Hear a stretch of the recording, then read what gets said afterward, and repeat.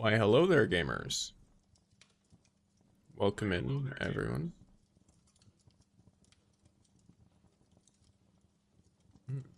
One moment.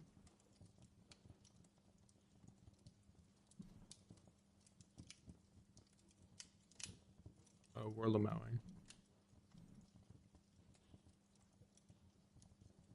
But yes. I was sitting here like, where am I hearing an echo from? Motherfucker didn't have shit plugged in. But yes, helloing. Helloing. Let me look through all the peoples. Welcome you all in properly. Pervanes was first. Hopefully that starts counting properly. Lovely. And I assumed subbed. For some reason it didn't show on my thing, but it shows you were not a founder and then it shows that you were a founder. So I'm going to assume. Thank you for the sub. Welcome in, Mouse. Merry Christmas to all of you. Welcome in, Nez. Daily pixie sticks all around. Let's go. And Arturo with a 5 stream streak. You love to see it. Mericum. Yes. Happy Christmas morning to you and Pumpkin. Yes, he's having a very good morning. Mostly because he's just, you know, being a little creature running around. That is how he is. I'm feeling jolly. That's good to know.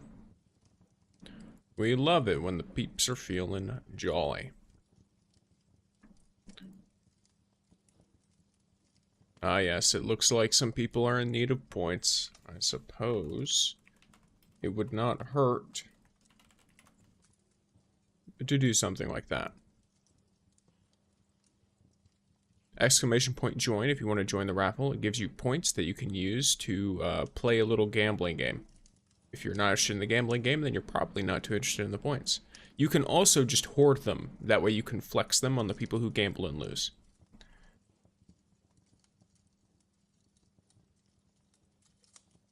So.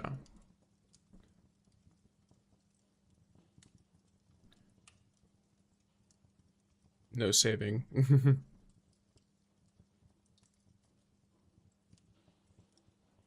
Pumpkin, what's wrong with you?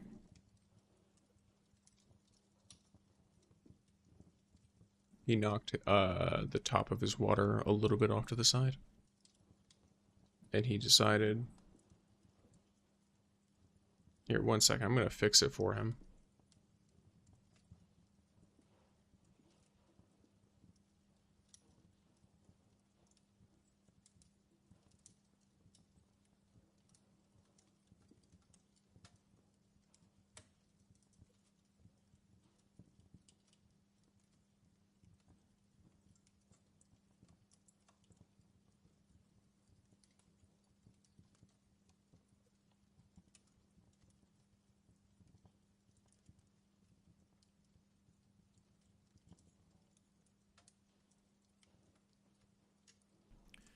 He has this very odd habit of when he wants to drink the water, it's a fountain that sort of curves like a faucet on the top.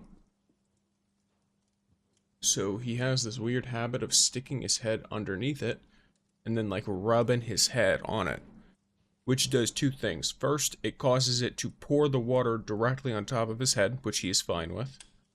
And the second is that if he does it a little too hard, it lifts it up out of the top of the like water bowl, his little water fountain, and then begins to spray everywhere. Because now the faucet is pouring onto the top of the fountain, but the fountain is no longer connected to the bowl underneath it. So it just starts pouring everywhere. Also, I just realized why my face wasn't moving. Lamau. So he's a little bit of an odd creature. Of course, for those lacking context, Pumpkin is the kitty in the bottom left of my screen. On your bottom left. Let me look through. Hey sis, could you get Pumpkin head pats for me? If he gives me the opportunity, I'll do so. But otherwise, I usually let him do his thing. Like a rodent, they will lick water off their fur. Okay, interesting. Yeah, he's a little goofy. He's a little bit of an interesting creature who does not entirely understand why he's on this planet, if I could guess. That's you know, that's the general vibe I get from him, is that he just doesn't know why he's here. And he's not really too worried about it either.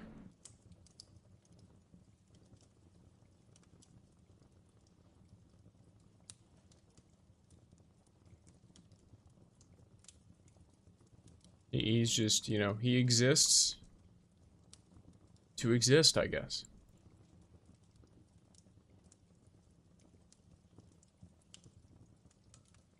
We love the interesting creature. Yes, we do. Alrighty, gamers. So, here we go. We are gaming. We're doing a little bit of Destiny Rising. Now, I'm going to note, I'm not going to do a ton of Rising today. It's a relatively short stream. There are two aspects of this. I'm not going to go to the den because I was still... I've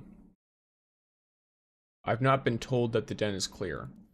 I was informed that some odd things happened there. So I will still wait.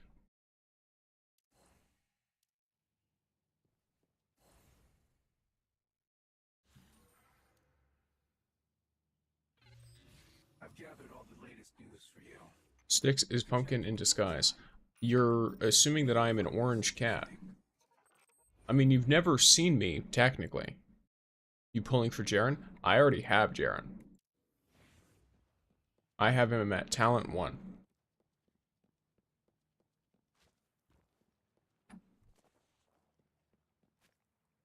His Talent 2, and to be honest, 3, 4, and 5, to me, are not super impressive. So, I am not going to pull him any further than that. I mean more, because the next unit is free to everyone, for everyone. I could also, though, save up for a unit that I'm going to get more value out of having more stacks of. Because I already have Jaren at Talent 1, and I'm not going to be spending money, so unless I somehow pull 4 copies of him from 110 pull, it's not going to be worth it for me. I don't really need the, like you don't really need the healing from Talent 2. Okay, yes. And welcome in, Akira.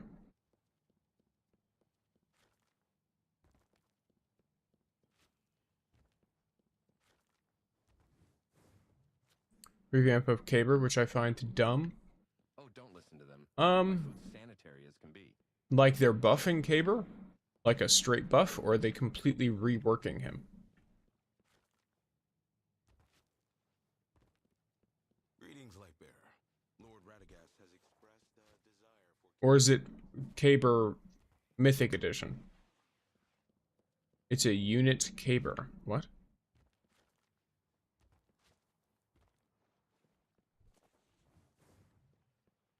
So are they doing the thing where they like make a 4-star into a 5-star? Okay, gotcha.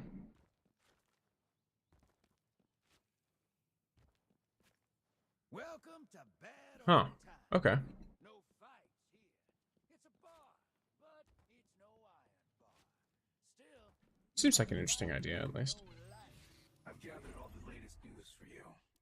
You can check them when you have time. Is he still Arc? Basically turning him into a sniper and giving him mythic stats. I mean, they're not turning him into anything. It's gonna be 2 different characters, right? Welcome in, Osmium. Mechek. I don't know what that means. But they're not really turning him into anything. It's a new character. You can create your own... Unless they are literally turning the 4-star copy that you already have into that character. Time skip Caber. Well, that's just a shield. Sorry. Sorry about that one, guys, but time skip Caber is just a shield.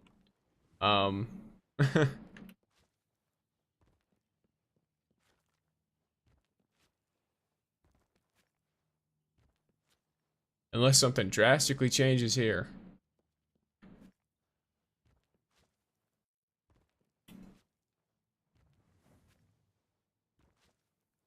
Greetings, Lightbearer. Yeah, but there's that. So, how are you this Xmas Day? Well, I'm pretty chillin'. I went to bed later than planned. I woke up significantly earlier than planned. So, your boy has in fact, you know, I'm here. I'm existing. I'm good for this morning to chill with y'all. I'll probably end a little bit early. All that stuff. But Caber is getting a scout rifle and a linear fusion rifle. The new one or the current one? I'm going to assume that all of this is for the new Caber character. In which case, I mean, we don't already have a linear and scout rifle character, so I don't mind that. Also, there's a really, really good fucking mythic scout rifle in the game. So I'm doubly not complaining about that. Greetings, Lightbearer. Lord Renegades has expressed a desire for kindred spirits. How's D2 holding up? I keep hearing bad stuff, lol. It's very funny that you keep hearing bad stuff, because there have been significant improvements, generally.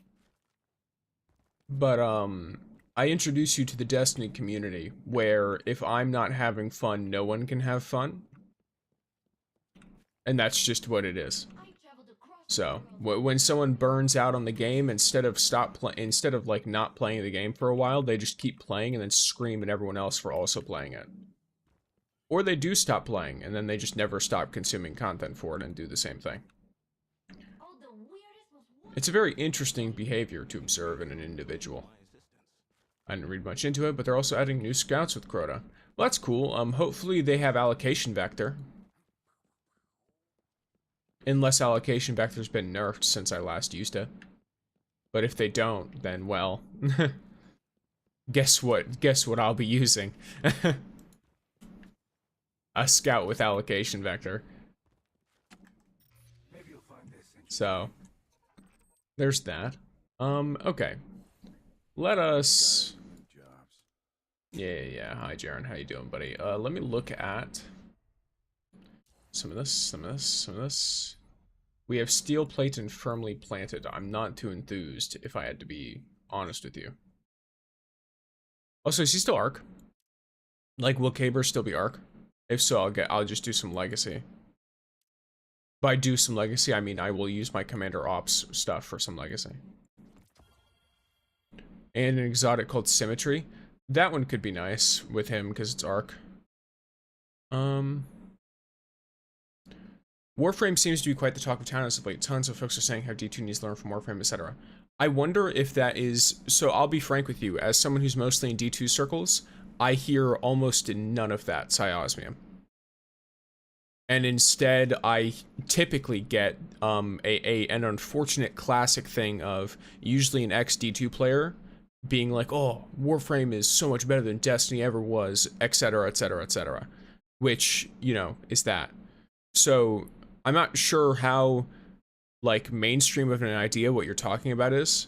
I do know you mentioned, you played Warframe. Only people who moved from D2 to Warframe do that. That's also, that's also something, as well to keep in mind. Like, most people who just play Warframe and just play D2 tend to not really go too into that. But there is like, it's like I mentioned with like there's a lot of Destiny 2 players that are obsessed with Destiny 2 even when they're not playing Destiny 2, frankly. So they'll move on to Arc Raiders, for example. They'll play Arc Raiders, even though I'm gonna be real, Arc Raiders is a totally different type of game, and Warframe, I'm gonna be real, is also a totally different kind of game. Warframe is third person. The way that Warframe plays is completely different by my own like assessment from the 30 hours I played of it. Like, the game feels totally different. It doesn't feel like a game that competes with Destiny 2 in any way. Now, you could say, oh, in terms of the way they implement free-to-play, sure. But there's tons of games who do that. You know what I mean? You could also say in terms of dev communication. That's something I've heard as a positive with Warframe. There's also a ton of other games that do that. The reason people compare the two is because they're sci-fi fantasy games that like have MMO elements, basically. Other than that, there really isn't much overlap at all. So it's really difficult to like properly compare the two games when the two of them are very different games. And that is a big part of why so many people who do play Destiny 2 only play Destiny 2, or they can't stop playing Destiny 2, or they just don't want to, you know what I mean? Because I just enjoy it. I don't think I'm like particularly addicted or anything. There are times when I put the game down for weeks just because I'm not super into it at the moment. But I tend to come back because I like the gunplay. The base game is nice. I'm also seeing on titles of YouTube like this, one image tells the entire Destiny 2 story. I introduce you to clickbait. I mean, like, welcome to another thing about YouTube, which is negative titles do best. Especially in the Destiny space. So, those videos get views because there's a lot of people who don't play the game anymore who like to hate on the game. And so, or because there's a lot of people currently playing the game who are really, really, really protective of the game for some reason from any and all criticism, who will go there to like, you know, hate watch or whatever. It's just a very standard thing with YouTube. It's the same reason why, for example, like you could say like I'm technically like a VTuber, right? Like I just am. But if you were just interacting in my community specifically, you're not going to hear a bunch of VTuber stuff, especially drama, because I just don't talk about it at all. However, if you were to go on like Twitter and type in VTuber, you're going to find like 3 Google Docies, 15 exposed videos, etc., because those get a lot of traction, and so they're very easy to find. Yes, you are now hiding in my walls. Welcome. So, there is that element, which is something to keep in mind. Okay. Yes, so it's not necessarily like a, oh, you're wrong, but I try to like, when you are on, like, as someone who spends a lot of time online, right? The online space tends to skew really negative because the people who are feeling just okay about something don't really talk a whole lot. They just don't. They just vibe. They just play the game. Like, a lot of people blew out of proportion. Why did that not make a noise?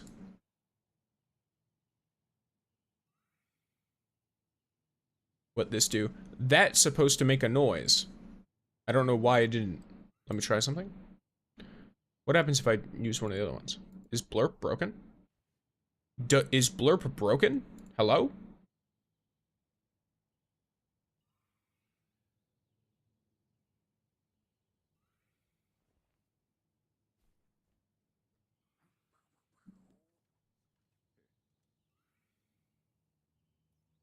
Being a wanderer has its perks.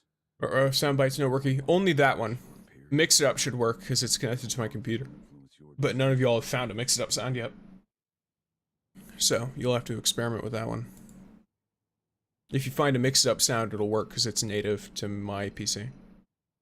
Because I don't think it's an OBS issue.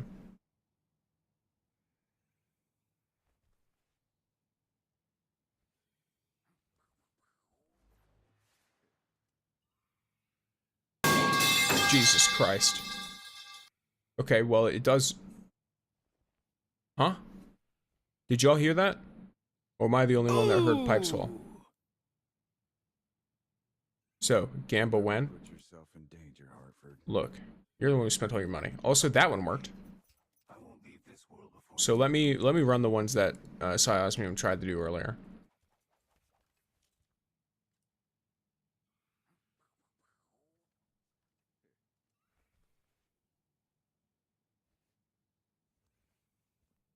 Is it just the sound? What? Oh, it's because I made that drifter sound. That's why that works. I personally made that. So Blurp is still not working. Jaren, you ever miss that period 1 second. of life when... No. But I didn't say which one.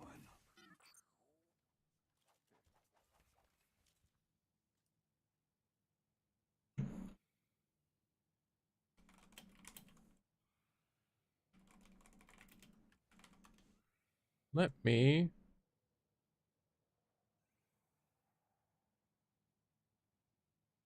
Save my points for VIP one day. Yes. Here, let me do something real quick for you, Siasmium.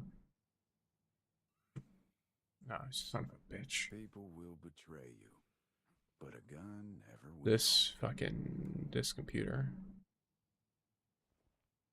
It's not the computer's fault, but it is something related to it that is quite something.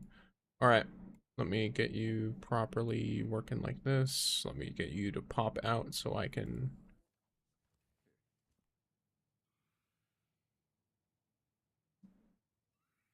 Trying to get this to work properly. Yes, prevent. You know what's gonna be really funny? What if I just math out the day that Prevents is supposed to reach it and then increase it? Being a wanderer has its perks. It's hard to form bonds over a short period of time, and no bonds to influence your decisions means safety. Oh, that's so interesting. So I'll explain what's happening at the moment. For some reason, Blurp is not registering that the sound has been made.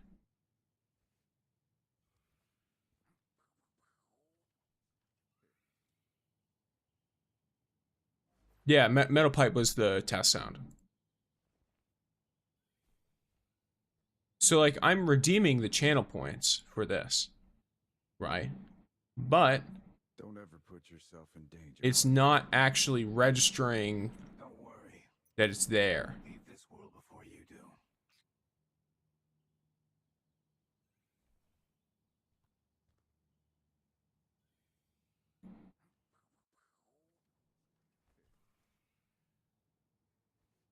Let me try something.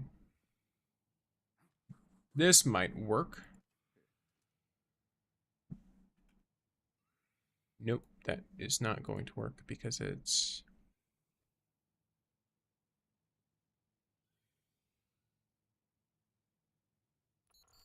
Jaren, you ever miss that period in your life when... No. But I didn't say which one. Let me try this. And then let me do it. I'm going to test something. No, it doesn't work. How interesting. Yeah, so it's like, weirdly enough, it's just the message is not getting through to Blurp. That it's actually making a noise.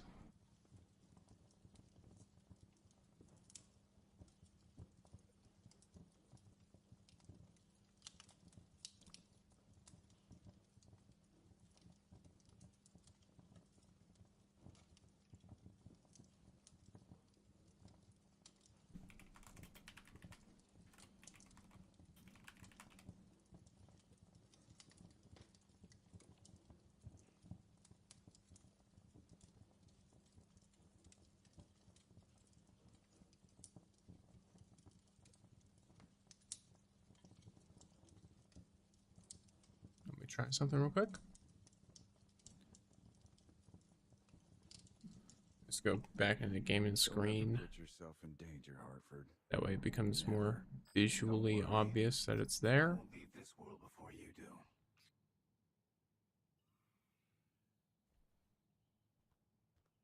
Y'all are now sitting here watching me troubleshoot this on Christmas. You love to see it. We love extensions. There we go. Someone figure something out, huh?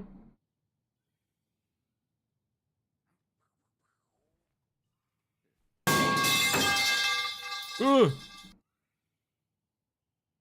Thank you for the bits. Vows isn't just my relic. It's What a sound. What a sound. Merry Crisis. Merry Chrysler.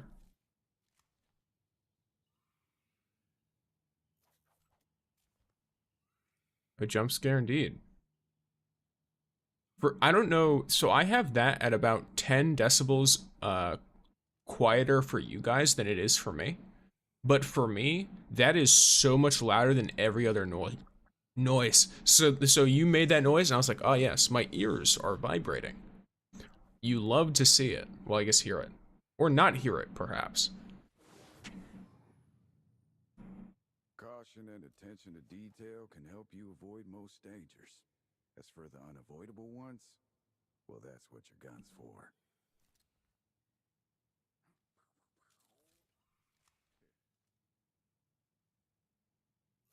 So, very odd thing I'm finding about this problem we're having. Apparently, people don't know why it shows up, and apparently, it also fixes itself at random. Now, it worked with bits, so Blurp is connected properly. Thank you for testing that, Psyosmium.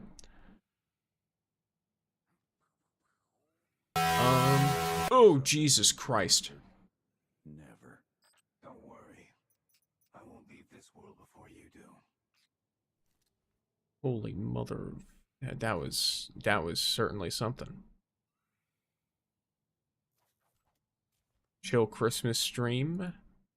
Taco Bell. Not Taco Bell. Taco Bell.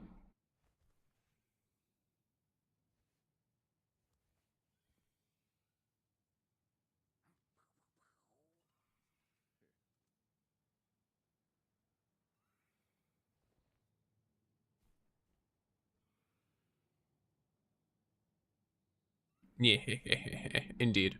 Yes, thank you for the biddies. Attention to detail can help you avoid most dangers. As for the unavoidable ones, well, that's what your gun's for.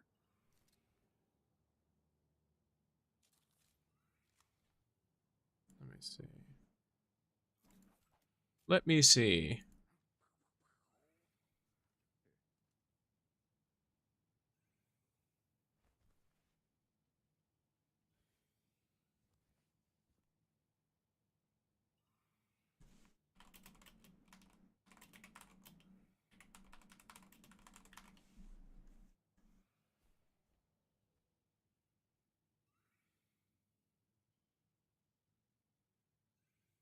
Being a wanderer has its perks. It's hard to Jesus Christ. and no bonds to influence your decisions. Holy shit. Safety. Yeah, I'm be real. I might have to disable some of those. Because I am fine with jump scares, but that fucking hurts my ears, bro. I do not want that to be something that consistently happens. I made jump scares that are like, you know, freak me the fuck out, but they don't hurt my ears. Jeez. For the moment, I did turn that shit way down for y'all. If something's beyond your control, My ears, friends. It's the voices.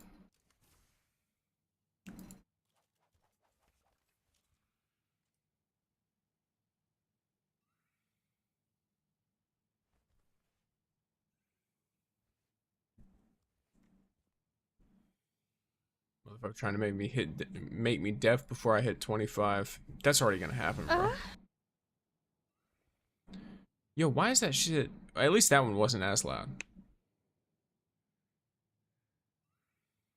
Why is that shit so loud though? Imagine if I had that all the way up. but a gun never will. That would have been fucking crazy.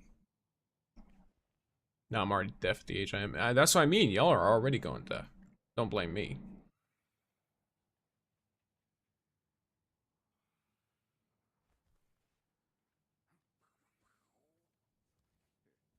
Osmium, don't do something that'll get me banned. I don't know what that wait I wonder is for.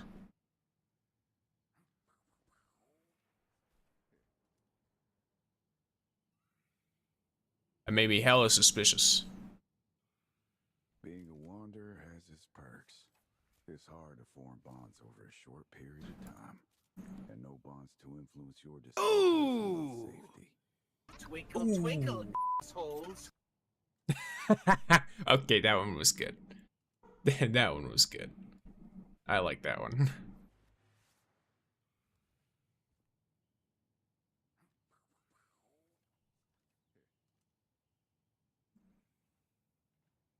So,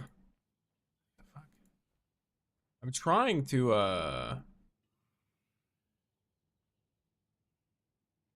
vows isn't just my relic. It's my promise to Marco. Let me see.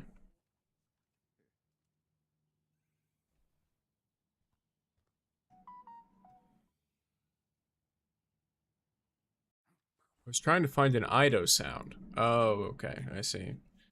Finding your crush's sound. Understandable.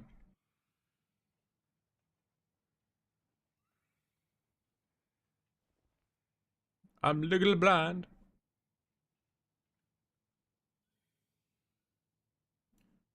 People will betray you. All right. Well, Never will. I guess I'll just have to. I don't know. Fucking. Oh, show something. You know, that's just a little work. Tie me up, daddy. I'm sorry. What? I'm sorry. What? What? What was that?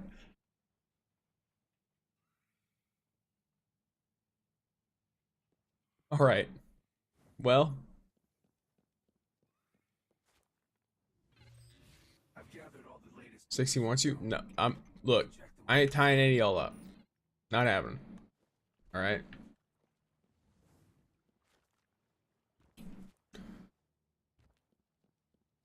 I will assist you however I can while you create. What do you mean, y'all? You're all fucking weirdos, alright? Don't act like you aren't. I'm tying none of y'all up. I'm making it clear now. I ain't tying y'all up. No matter how much you ask or what you call me.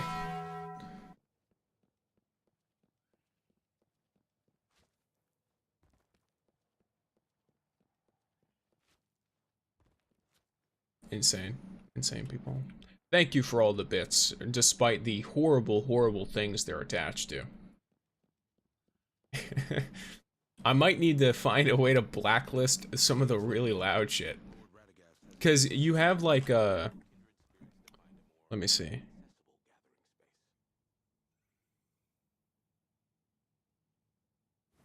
You'll have something like, you know, the muejejes. And that's just, you know, chill. And then you have the fucking Taco Bell explosion or whatever the fuck, right? Taco Bell loud edition. Yes. The muejejes.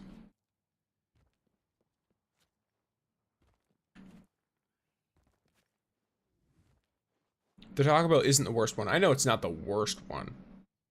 But it's certainly not one that I find pleasant to my ear canals. Oh. You see, your boy. One moment. I'm gonna do something real quick. Okay, Bark for daddy.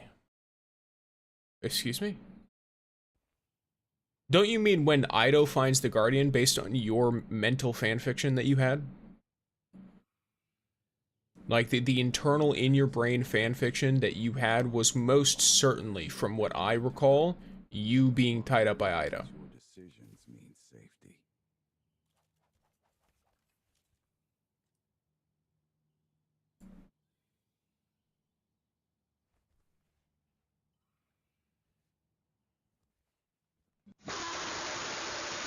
Jesus.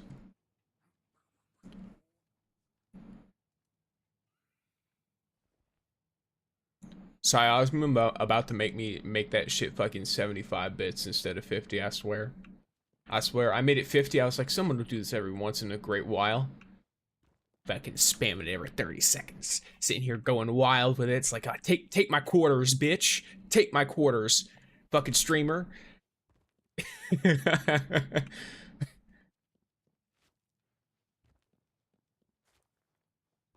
Greetings, Lightbearer.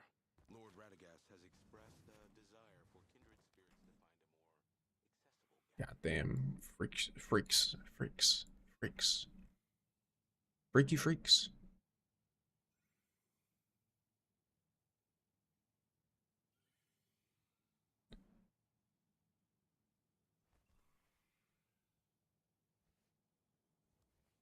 Freaky freaks. Oh, and now you gotta buy Nez new speakers. Rip. Not really. Well, you know.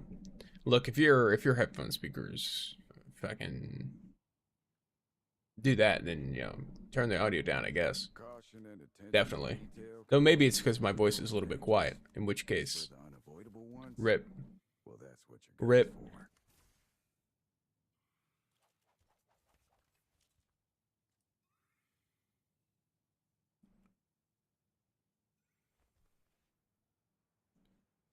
All right. I've properly.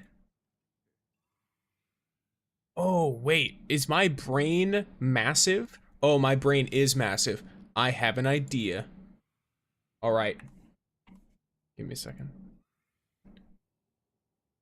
Being a wanderer has its perks. It's hard to form bonds over a short period of time, and no bonds to influence your decisions means safety.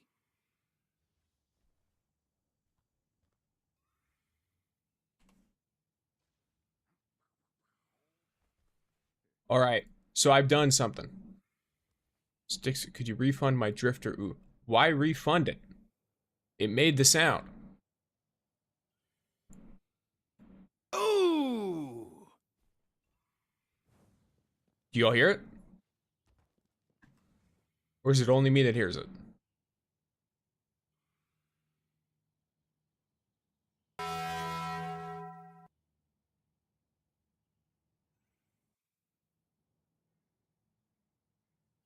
Refund your points for what? Huh? Any more Gemba? Because I want to spend on another sound right away. But you already spent it. I'm not going to make this a thing of, I want to spend the... You already spent it, motherfucker. English, motherfucker. Do you speak it? But yes, Never put yourself in danger. So... Hunter. Never. Don't worry. I won't leave this world before you do.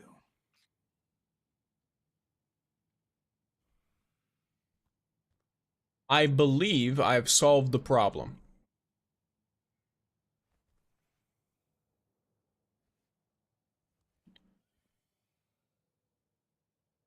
So here's what I have done. Yes, so normal sounds that I have not selected are now 100. The ones I selected and featured are 50 still. That way, the ones that I curate, that I'm like, okay, these are going to not blow my ears out, can be spammed a little bit more. Because they are just pleasant to listen to.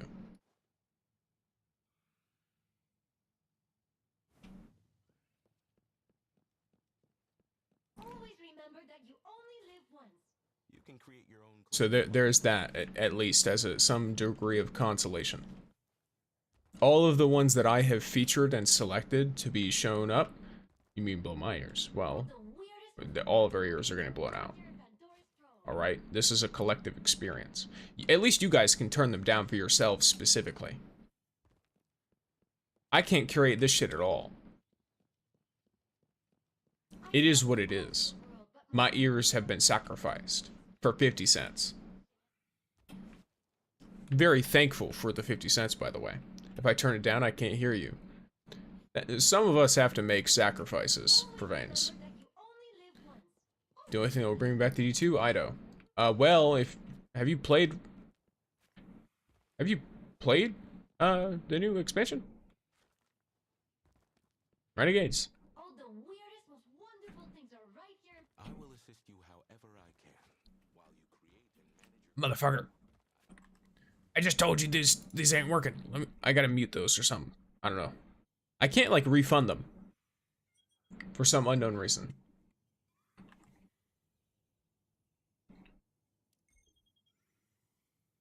I know she's in it somewhat. Well, she's in it quite significantly, friend.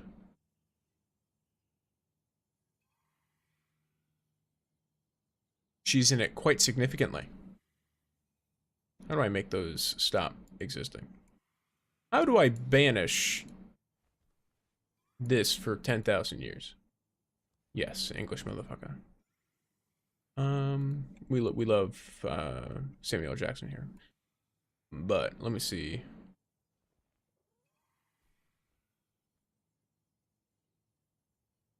Oh wait, it would be over here, wouldn't it? It would be. Caution and attention to detail can help you avoid most dangers. As for the All right, unavailable let ones, me. well, that's what your gun's for.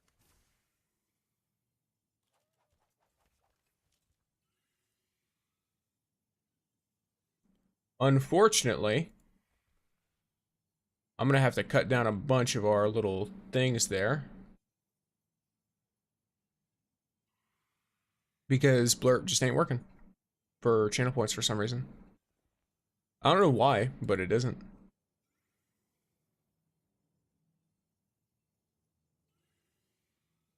Valves isn't just my relic. Take your time, gamer. Marco. You be lurking. Six, would you ever give any of us mod powers? No. Have you seen you lot? Maybe I'd give it to Mouse. But you? Absolutely not. That you only live once. What did I do? Have you seen yourselves? Do you understand what would happen if I gave you mod powers? Most notably, the ability to use like 80% of the commands in here. For one, Prevains would run a raffle every 30 seconds. Literally off cooldown. Prevains would be running raffles, whether he's the only one here or not. Alright, that's one thing immediately. Motherfucker would just be running all the time. I'd be a good mod. The weirdest, most wonderful things I trust, I'll be frank, I trust no one to mod my channel but me.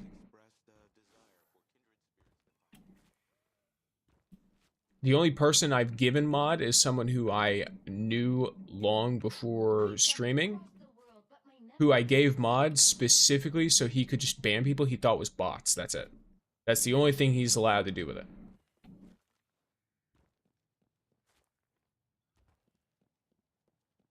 always remember that you only live once.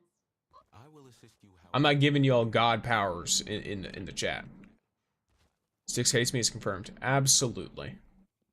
Hated with love. All the weirdest, most wonderful things are right. Yes. Yes. On this great Christmas day.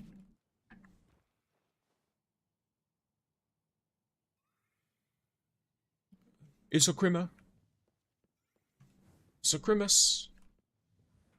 Hey, how you doing? So today? Styx is a tsundere. Looking to I earn have some extra absolutely no idea what that might mean in context. I know what a tsundere is. I'm not an idiot, but I don't know what that would mean in this context. Would I be allowed mod for Krimba? No. And you know what? I'll show you what mod powers look like if you ask me again, huh, Nez? Huh? Try that shit. Try that shit. I'll go on a power trip on Krimba. I'll go on a power trip on Krimba. I'll do it. I'll do it. Don't make me. But I will. I'll go on a Krimba power trip. You'll see. You'll see.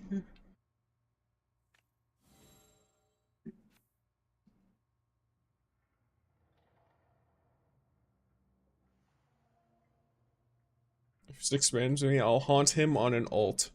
Bro. I'll have Seribot hunt you down.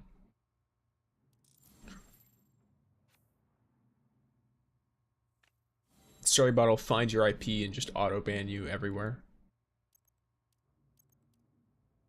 No haunting here. I love the oh yeah emote. There's so many of those good ones. I know they don't show up yet on the funny, but I really like them. There's a lot of Destiny emotes in there.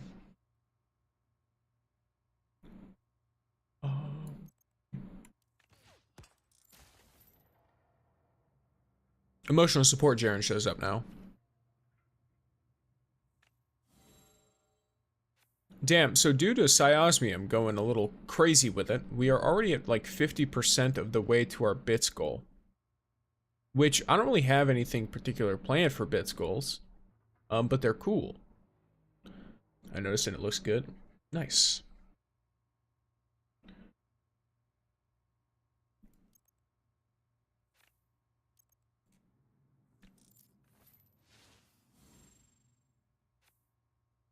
Wild.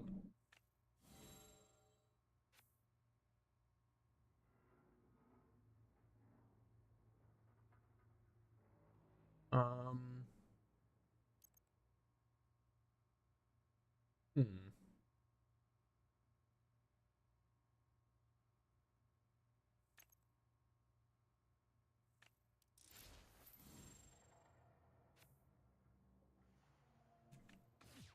There we go. Yes, we are chilling today.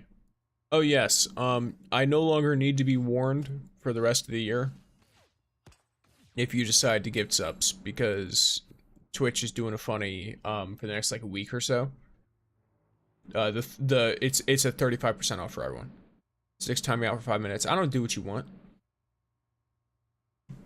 You have a channel points redeem for that. There is literally a redeem for channel points to time yourself out for 5 minutes.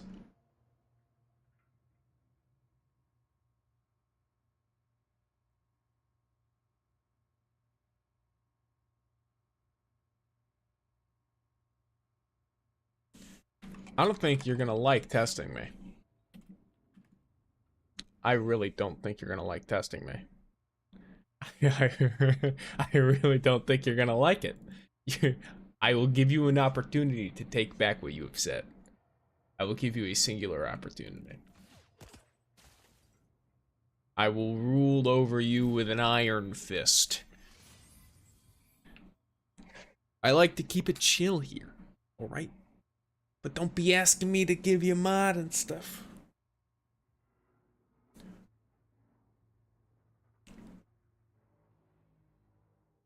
Just have a chill time. Enjoy yourselves. It's Crimba.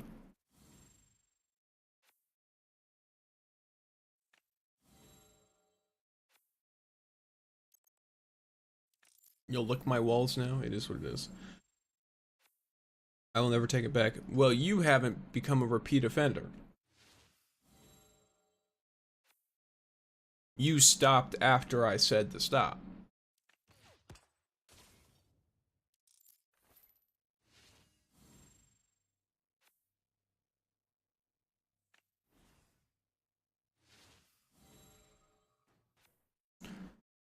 No, Prevains has already been in has already been here for the singular warning.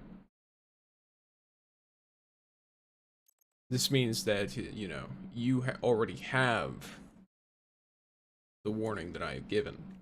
You will be treated as though you have already been warned.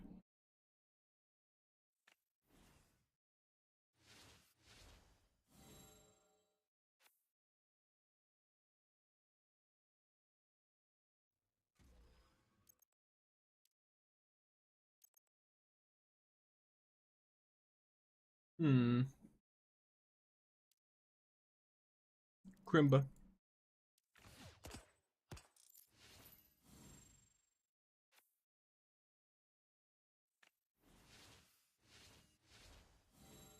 Chicken butt. What?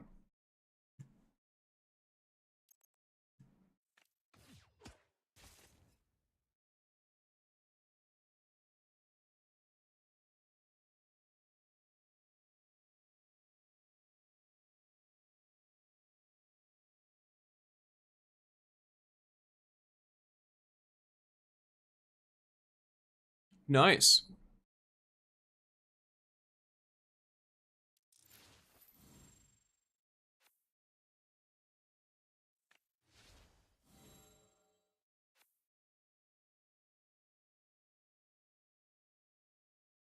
You'll love to see it.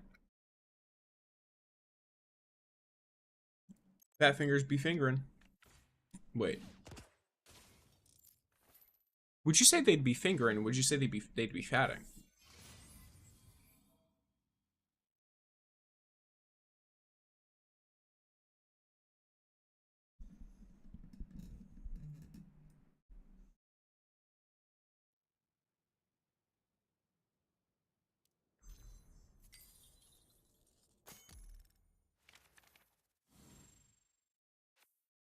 What do you guys say? Would you say that if you say your fat fingers, I'd say they'd be doing the finger things? I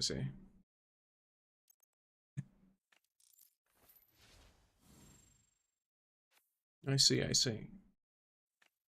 But yes, let me see if this has worked properly. Okay, yes, there's quite a bit less of that stuff at the moment for now.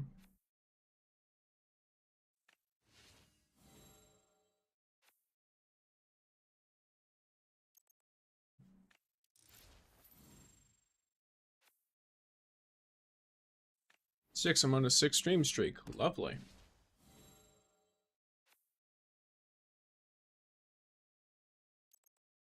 The streams be streaking out here.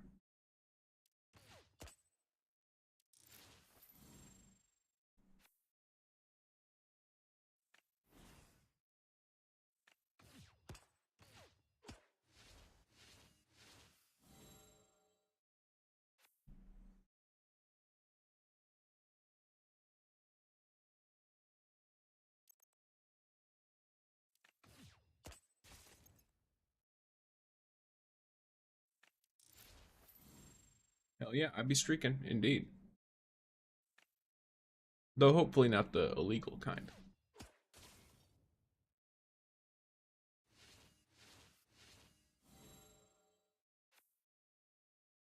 Well, I already win. So I guess there's that.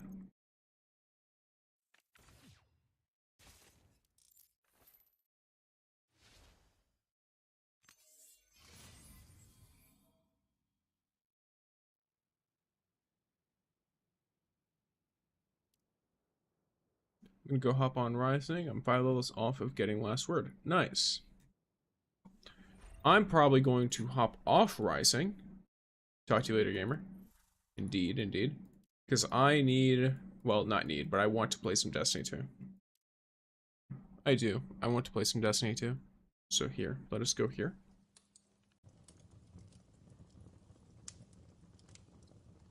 Thank you for the lurk.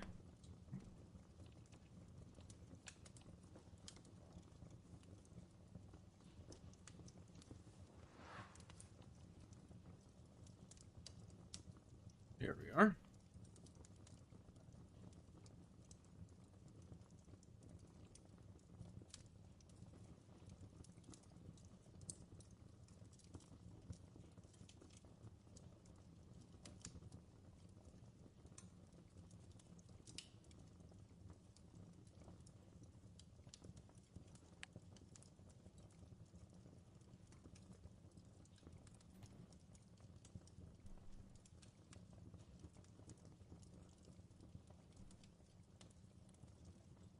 Alrighty. Oh, you know what? It's been a minute. And we are currently waiting on this game to open.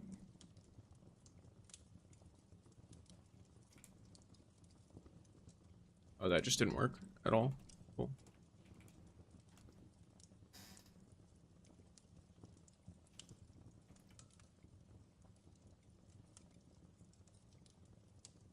Starting another raffle, gamers. If you want a chance to win some points, then go ahead and enter. Otherwise, do as you wish.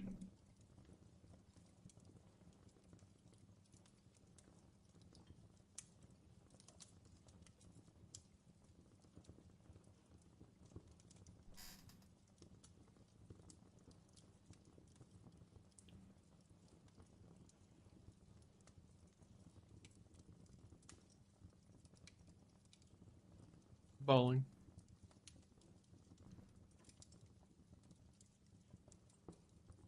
Well, I gave you the raffle you wanted, Provence. Are you satisfied? Are you happy with this experience? Have you learned something, maybe? No. Oh, and why not?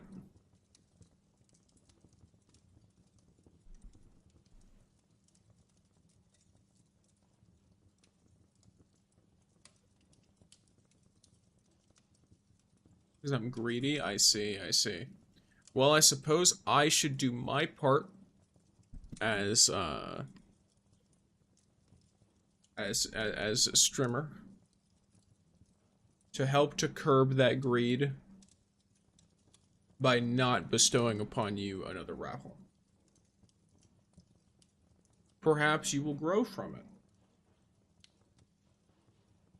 What?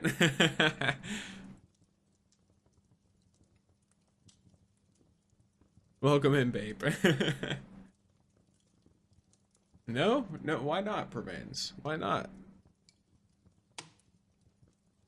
Do you think it'll be a little bit different? And then here, the game is open. Here we are. I want to gamble, but gambling's bad, Purveins. If I allow you to gamble, then you'll just lose all your money again. I don't care, let me gamble.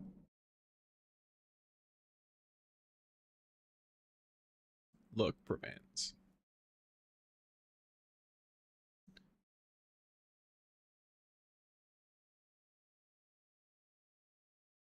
It is what it is, you know? I just got done gambling. Oh, wait, would you actually go gamble? I personally don't condone gambling with your money, but at the end of the day, everyone's an adult. Well, most of the people here are an adult. I know for sure, but I can't necessarily guarantee it for some of you. Just because, you know, some people be getting past any kind of age verification stuff. Yeah, I do online gambling. Gotcha. Yeah, I'm an individual who I don't participate in it personally. My version of gambling is like, you know, you play gotcha games, that kind of thing. I don't spend money on it, but I spend my time, so at the end of the day, it's not super different.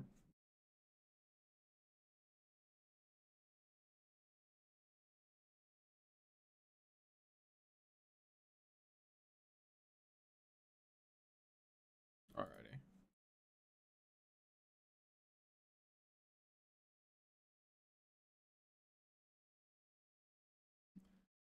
Excuse me? Does that say dawning bounties?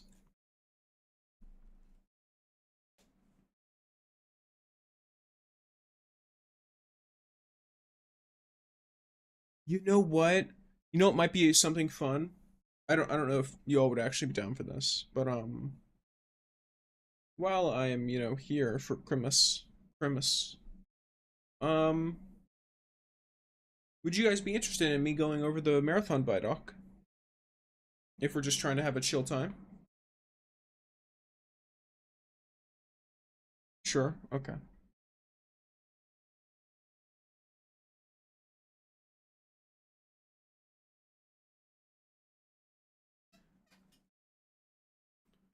Let me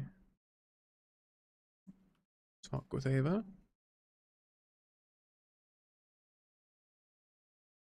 Yeah.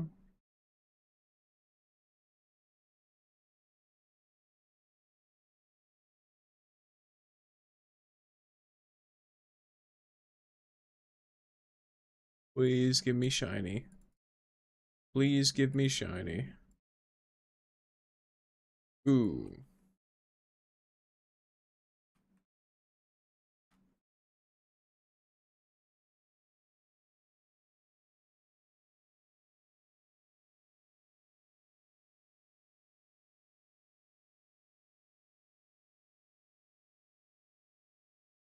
I already have a good Pimple Winter.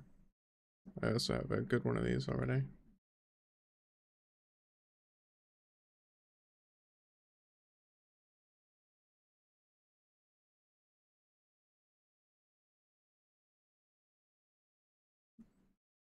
Hmm. That's fine. This one's also fine. If I wanted a PvE roll, this is fine. Technically, Head Seeker's End Moment is a roll I already have on another one, too.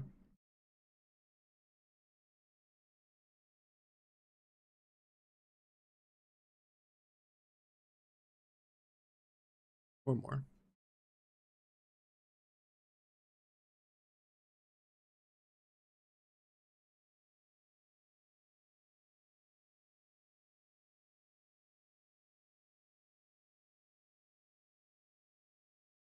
Alrighty. Let's play a couple of games of the snowball fight, and then let's go, you know, let's do a little bit of, you know, funny react content.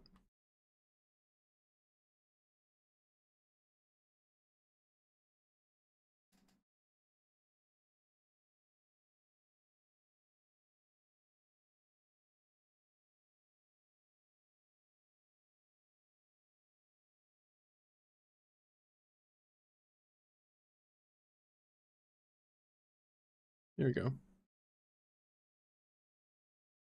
Am I an idiot? Don't answer that.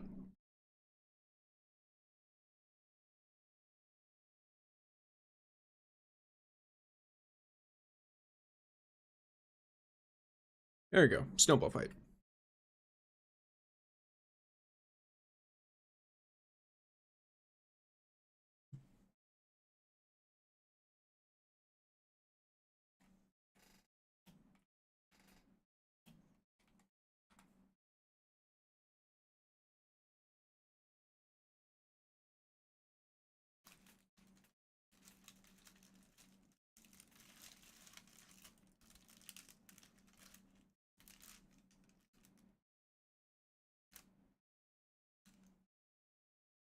And now we wait.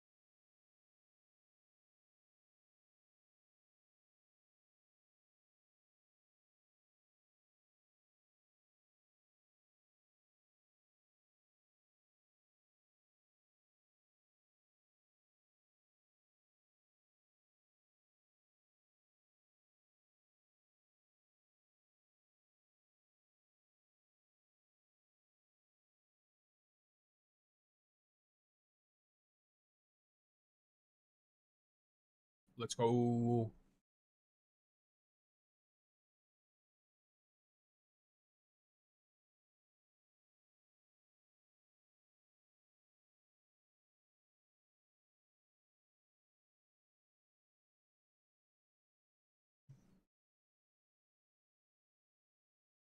A part of me really wishes they did this menu with everyone holding snowballs. I just think it'd be funny. Like imagine a bunch of guardians just menacingly holding snowballs.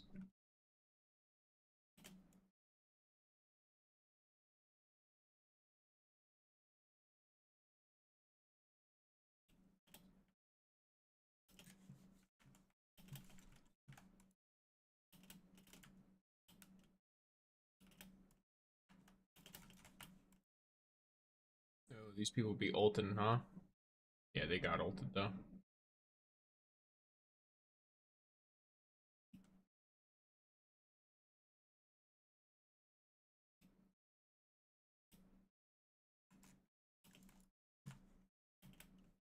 There you go. Oh, ulted.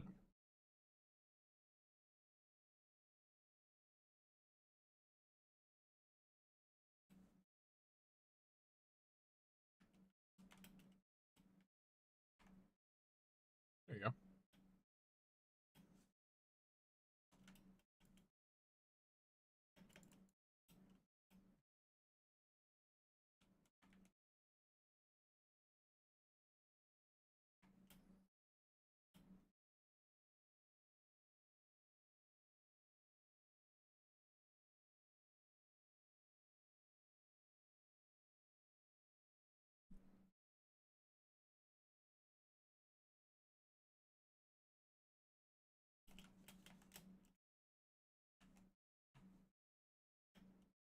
That was unfortunate. I wanted to get that kill.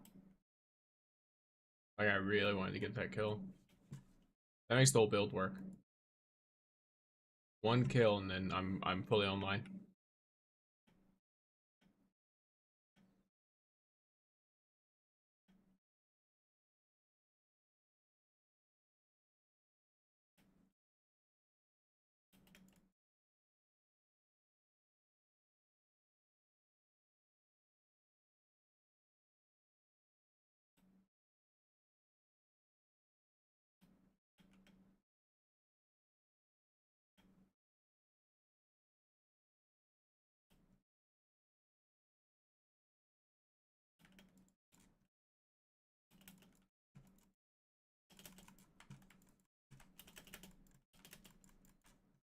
Ulted. I think I could have traded if I direct hit, but I didn't.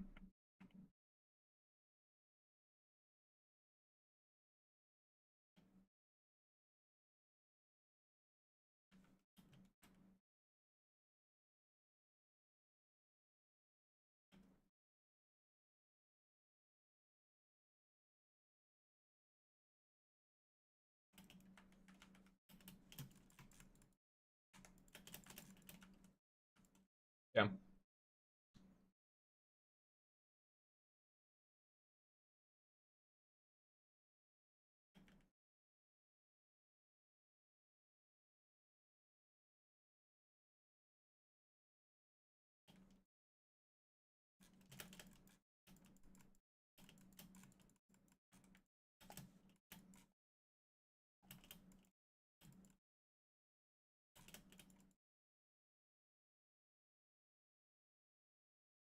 So I'm wondering how they've not taken back B or how they even lost B to begin with. If 4 dudes were with me on A and and the enemy team is taking C.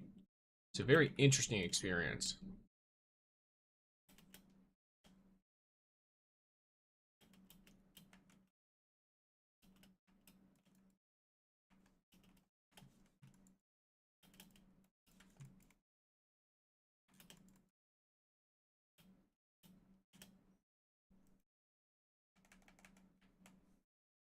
Okay.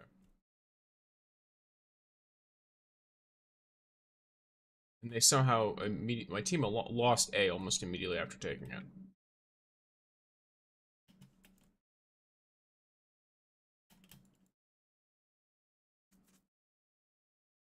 Hello, Sticks. Hello, chat. Happy Christmas to you all. Yes, happy Christmas. Happy holidays. Merry Christmas.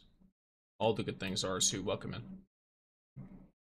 Doing a little bit of the Destiny Christmas event, and then I'm gonna chill and react and talk about a upcoming Bungie title that should be coming out sometime. They say March of next year, I think, but you know, I almost never expect it to come out fully on time at all, even if there's a new on time date.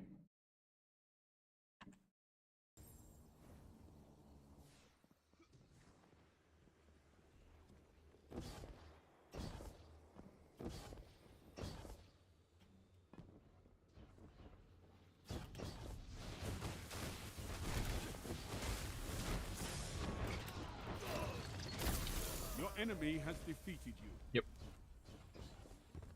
GG's.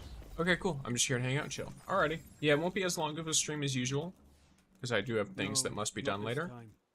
But I will be here while I am. The only path to victory.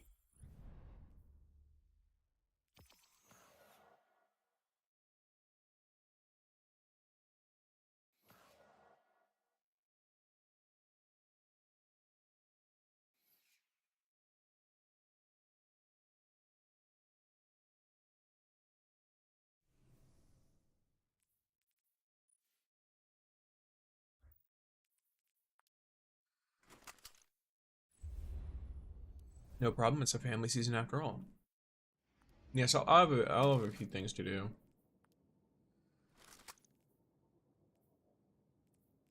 But until then, I chill with y'all.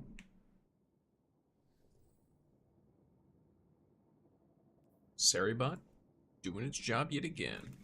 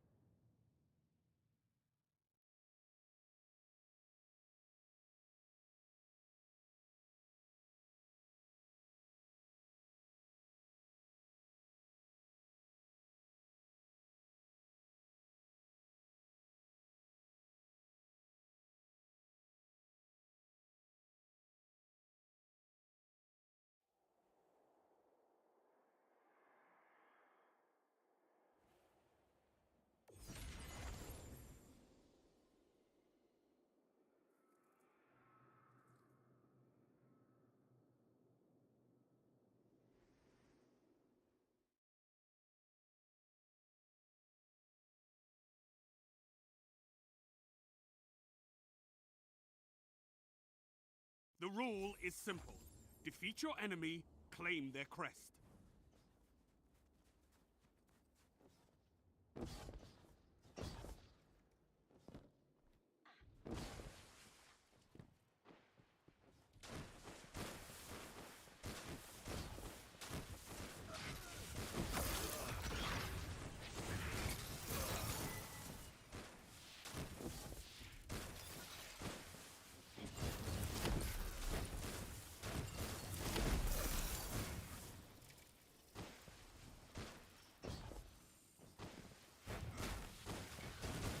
What can stop you if you fight together? Nothing. You have my respect, Hunter.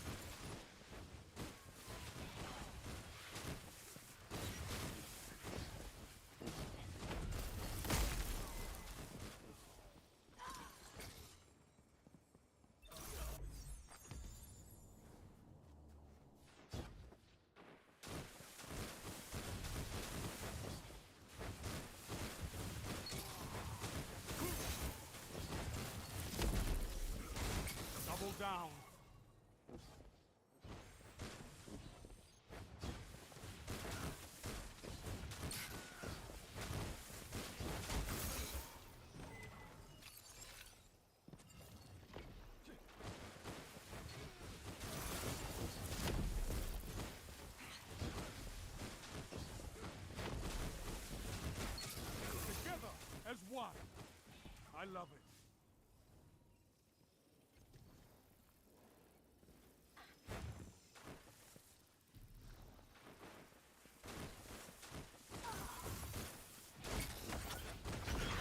Now you're fighting with heart, Guardian.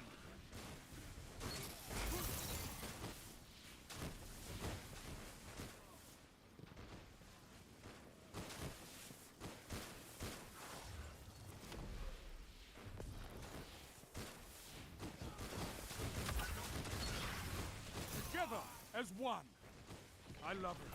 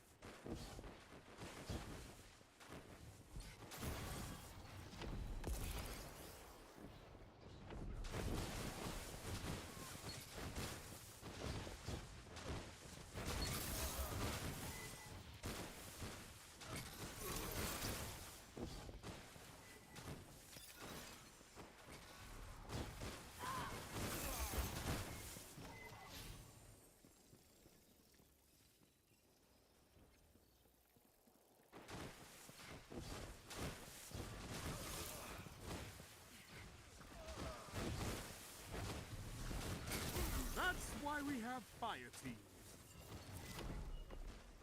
I've seen enough. I'm calling this one.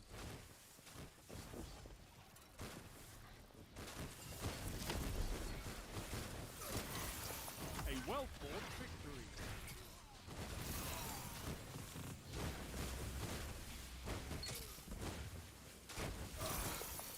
You won today, but respect your opponents. Defeat comes for us all.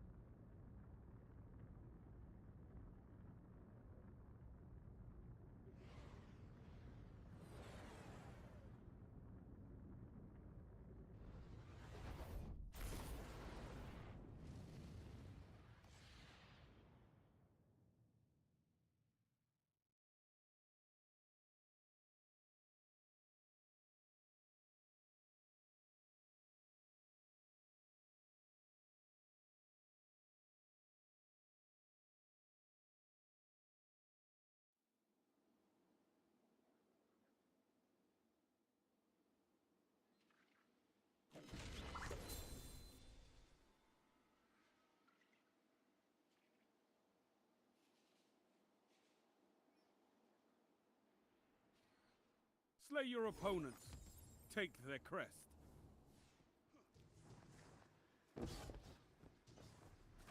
Not me realizing that I was for some reason muted. So y'all ain't been hearing shit for who knows how long. Hi guys. I wasn't just being quiet.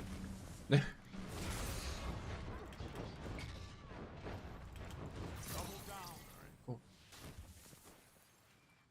Maybe I should have just dove on them. Wait, I have Devour now.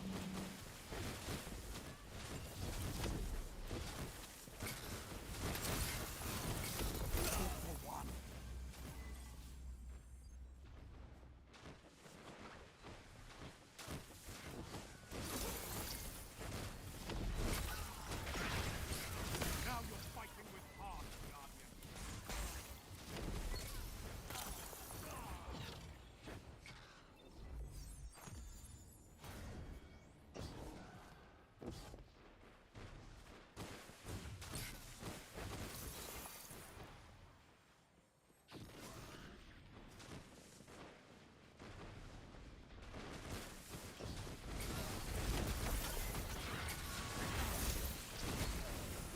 Double down. That's why we have fire teeth. Yes. 3 down. Look at them fall. Yeah. Should have ulted. Oh, by the way, I may have an idea as to why my cat has stars. Oh, okay. What's the idea, Arsa?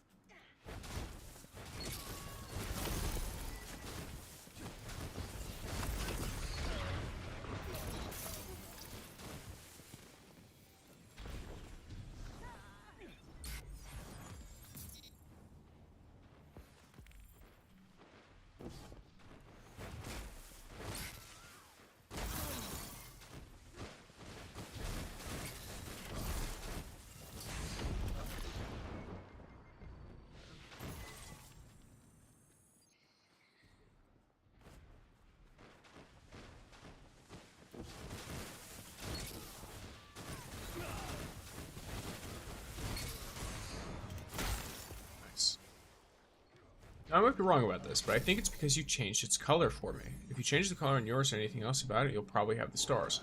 I'll see.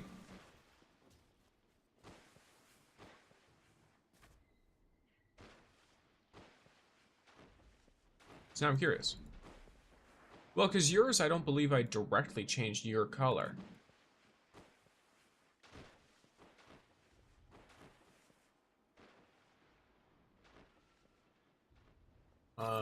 Now I have.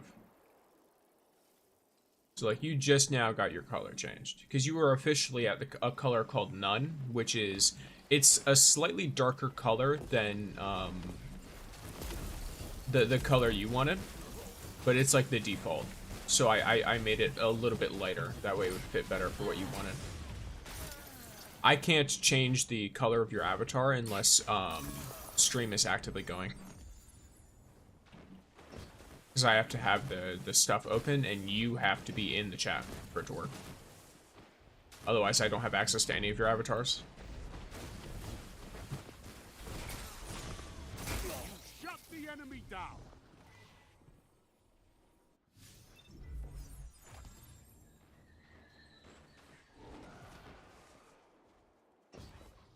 It's also not the only particle effect. There's also a particle effect for, like, hearts and stuff, too.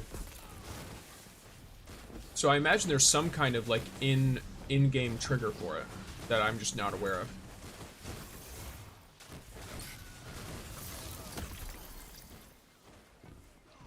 I do be getting super. Okay, I thought you had changed last time for me because I'm colorblind. Oh, okay.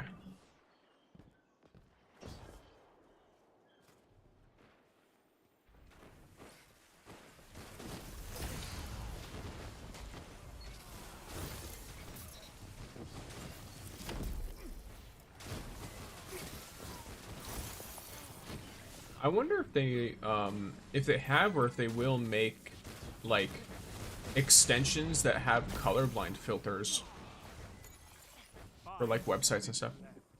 Keep it up. That'd be interesting. That'd be helpful. Finish them.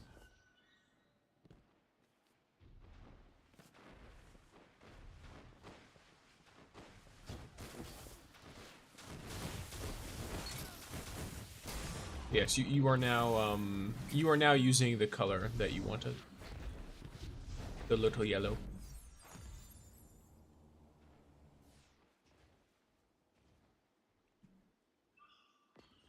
I accidentally clicked out of the game. Limo. Well, colorblind filters don't actually correct the colors, they just make it easier for us to differentiate. Oh, I know that. I just mean like that is exactly what I mean though. Like so that you would be able to differentiate in that situation, for example.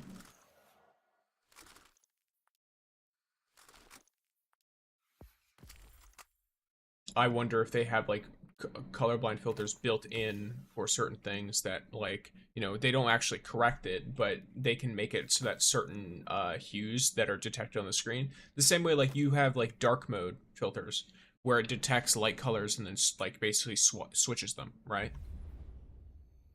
Also, we are going to prepare to watch the Marathon Vidoc. Okay, I can actually see the difference in the avatar colors, but I'm not really able to identify some of them. Gotcha. Okay.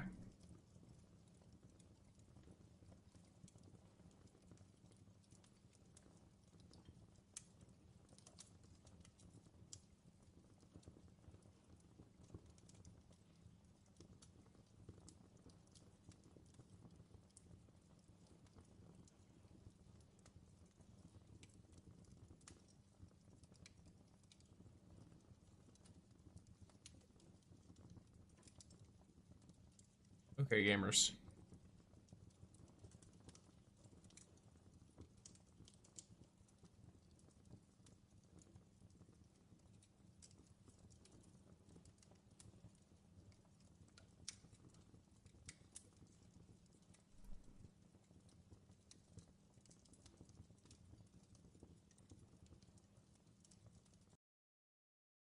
Here we go. So, on this little Merry Christmas of ours, let's first see something real quick. Okay. I assume that's gonna be loud enough. If it's too loud or if it's not loud enough, then I will edit it as we go. I know how to get the heart particle effect. It's when you give hugs. Well, I know how you get the standard one, but there's one that follows you around as well.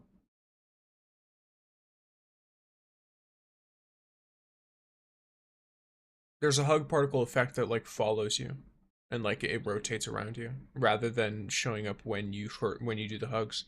Because I had one on my character for a while and I hadn't like been hugged for a while.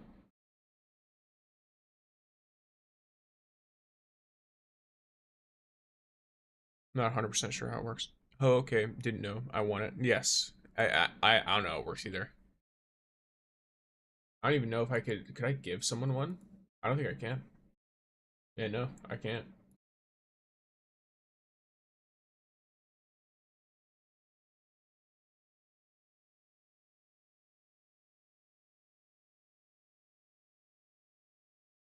I knew that though.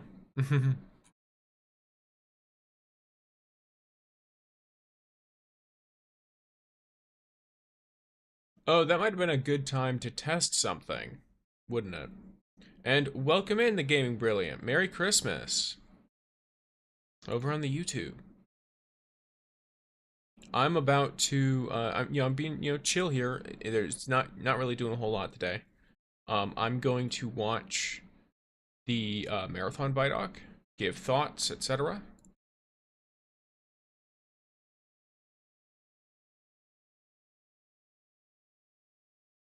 So, if people enjoy, then people enjoy. Let me turn off the music so we can get that full... I want the full immersion, because if there's one thing I really like about this game so far, it's art. Despite, all that stuff. It's a great Vidoc. It made me think on buying. I did watch an extent of it, but I want to go through it on stream, my thoughts, etc. Because I am not an extraction shooter enjoyer on a basic level. Now, keep in mind, most of my understanding of extraction shooters is Arc Raiders and Tarkov. Which Tarkov I thought looked fine, but it seemed the community just didn't seem. I don't know. To me, Tarkov felt really.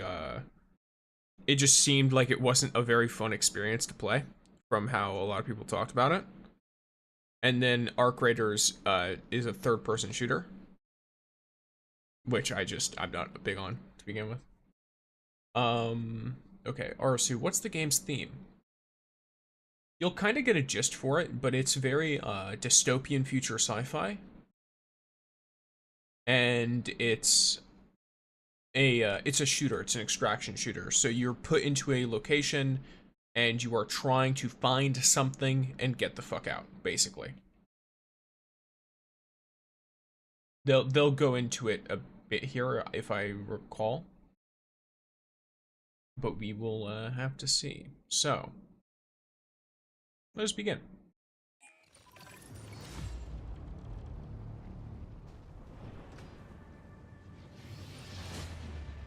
Players want more challenge. The whole point of an extraction shooter is that you're challenged to even survive in this world. We heard loud and clear from the alpha, the world didn't feel dangerous. The world didn't feel lived in. Tal City 4 to us is this place that really doesn't want you there. And that sort of survival narrative really fits really well with the kind of world that we're creating. So that idea right there, I do like that, of a location. It's kind of like the appeal with Helldivers, right? Where it's like you're put into a spot that genuinely is supposed to feel like it just doesn't want you there. Like everything in the entire location is built to push you away or kill you.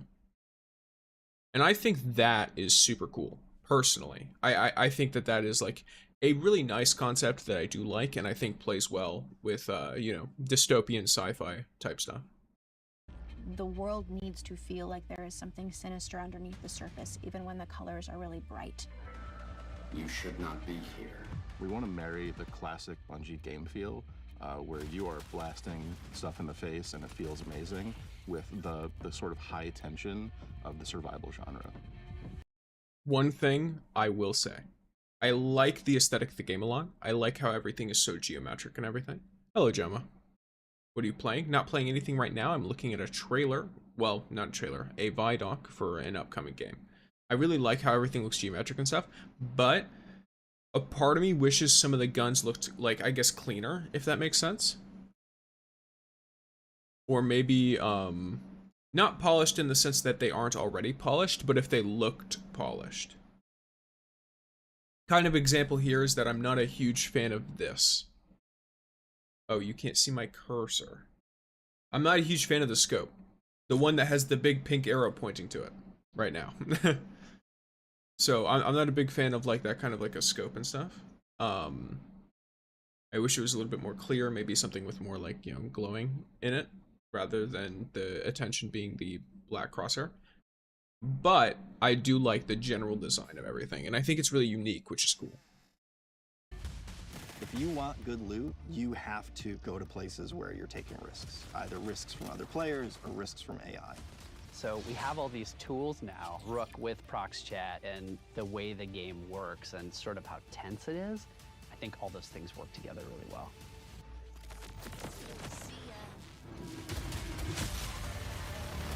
We have another Rook. Come on, stop that. No. Sorry.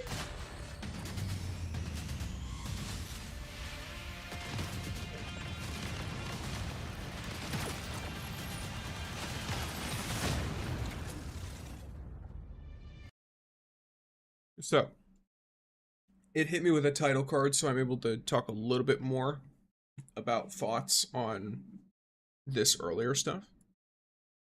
Let me go back here. So you know how they like kind of demo the proximity chat here? I think all the game. Right here. Yeah. Come on, stop that. No. Sorry. Yeah, so you know how you have all like this stuff? As far as I'm aware, from what I've seen of the game, it looked like you killed people really, really fast. And all I saw, personally, from when I saw people playing the game, was if someone had the opportunity, they would just ambush and immediately take you out. Which does mean that the proximity chat, to me, doesn't seem like it'll get super used until someone's already on the ground and dying. From what I can tell. That could be wrong. It could be also because they're like beta testers, and so they weren't really caring about the proximity chat. That could be a thing too. They might have just like not cared. But I didn't see a lot of people using it. Or I didn't see a lot of people talking about using it at all.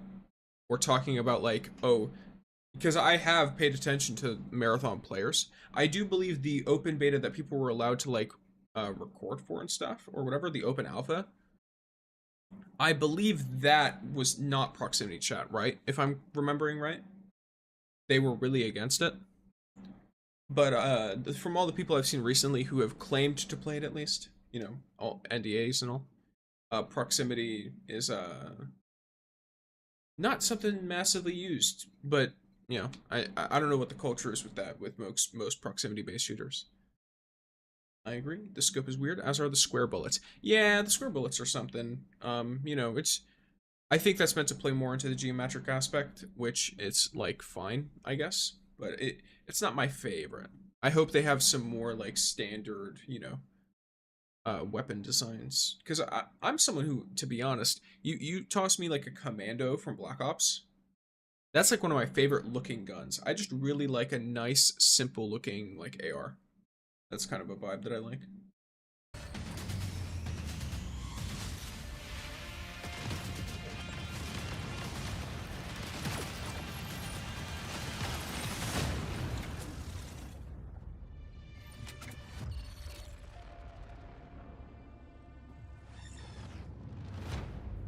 The Marathon ship is essentially a ship that we sent out from Earth, an Earth that was overpopulated, to explore and colonize a star far away that we call Tau Ceti.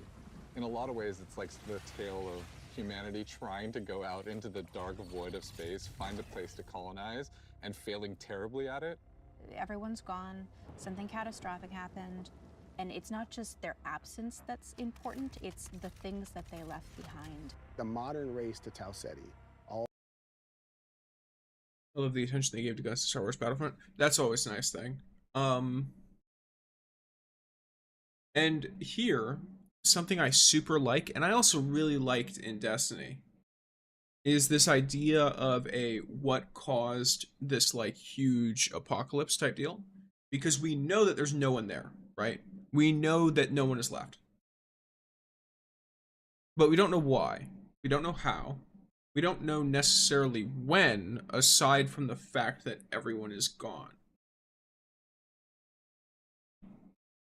We only have vague ideas and you know, unreliable narrators that could potentially give us information. That's a concept, story-wise, that I really enjoy. It's like, oh, okay, well, at the end of the day, what do you believe happened? Rather than it just being, oh yeah, this happened. So, I think that's super cool. Good game idea, leaves a lot of doors open for plot, for sure, and it also leaves a lot of doors open for contradictions. It means they can have two characters saying different things, and technically neither of them can be proven right or wrong, because there's no evidence left. All you're doing is looking for the wreckage of what was left behind, as they just said. And it seems like whatever was left behind is very, very valuable, which is also cool. All started when a mysterious signal came through the galaxy. The turmoil that sort of ensues gives rise to all these corporations that were invested in this Marathon project, now going, what happened? How do we recoup our investment? And then layered on top of that is the greed and corruption of all of the different factions and corporations and revolutionary groups. In our version of the world, we send people out, not just to discover what happened, but also to collect from the things that remain there, and those people are runners. As a runner, you're a biocybernetic mercenary who's traded their human body for a biosynthetic one. You're not an unkillable god slayer. You are a mercenary, a disposable mercenary. You will live, you will die. They are not people. You are the person. You go into that shell and adopt the personality matrix that is specifically designed to help you do the thing that you need to do. And you've been hired by these factions to come to Tau Ceti to scavenge it for anything that might be of value. Okay, so what she just said there is probably my favorite part of this entire game in terms of just concept, right? Because you gotta like think through it for a second.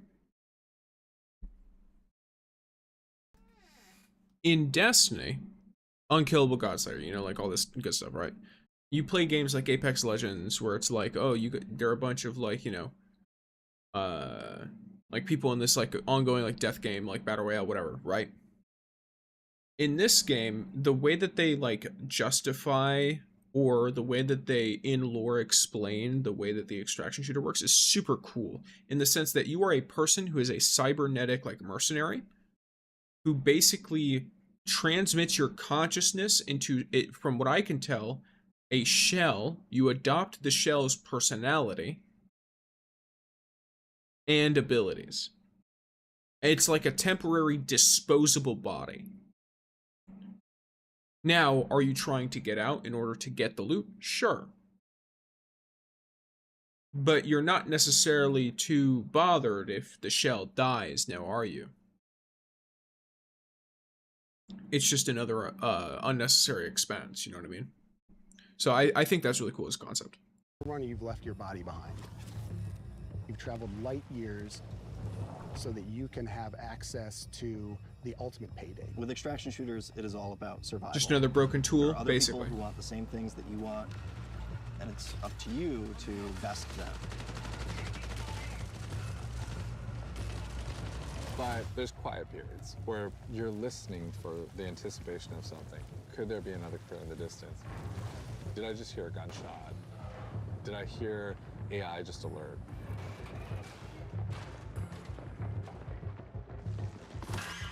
I love the atmosphere.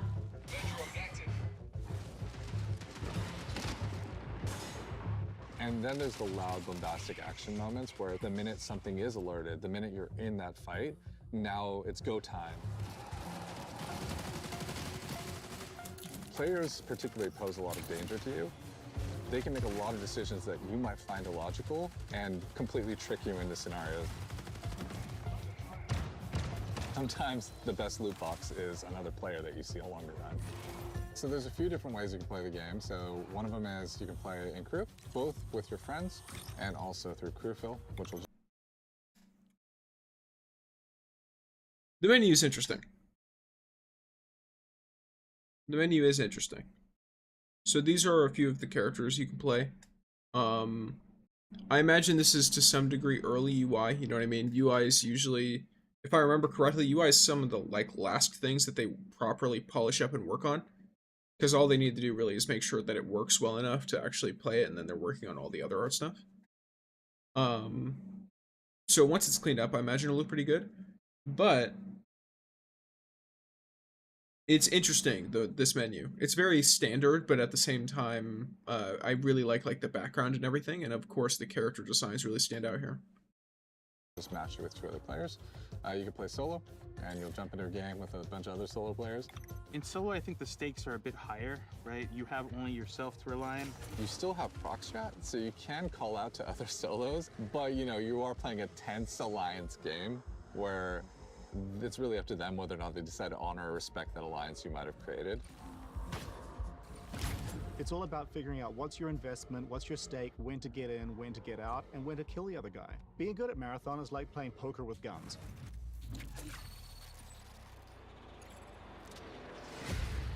One of the things we've really focused on is making sure the environment.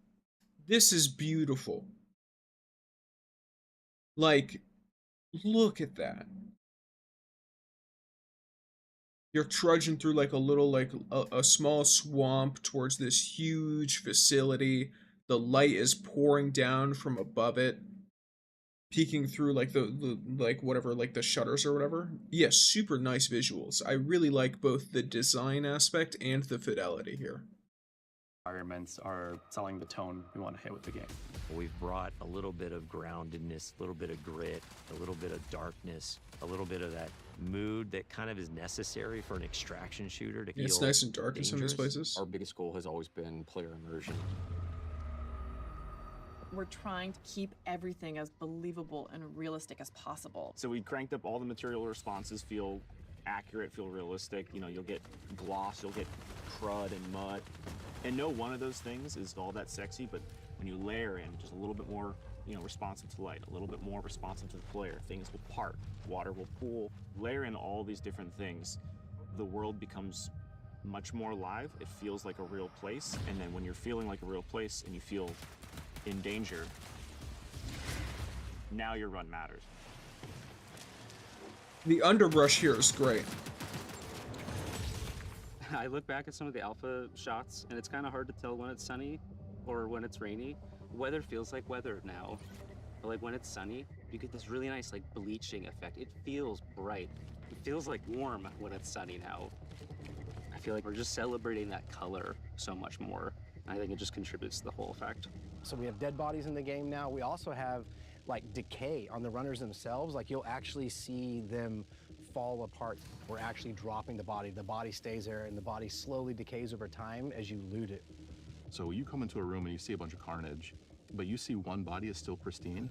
You know that their killer is probably close and you are not safe. If everybody is... Okay, I didn't even know about that. That's actually so sick.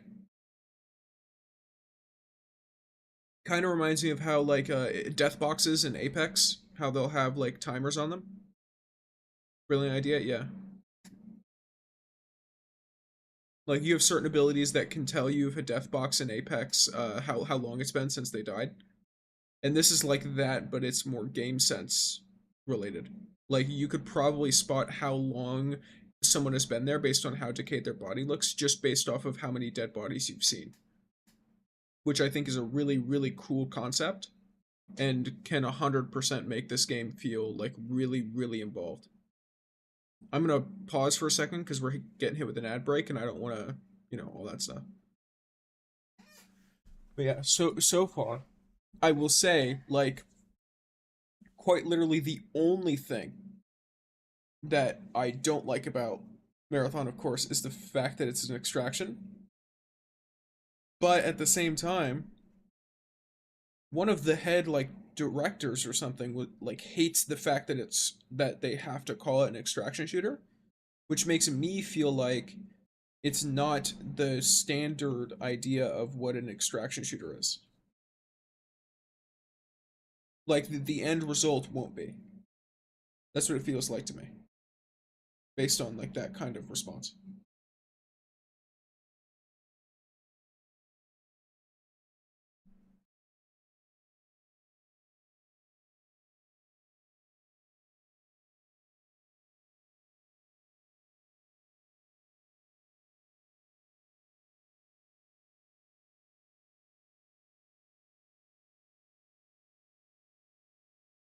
I suppose this is going to be a PC game. So it's Bungie, which means it's likely going to at least be on PC and PlayStation. Because Bungie's under Sony, I highly doubt they're going to let them release a PC-only game. It's probably at least going to be on PlayStation, might also be on Xbox.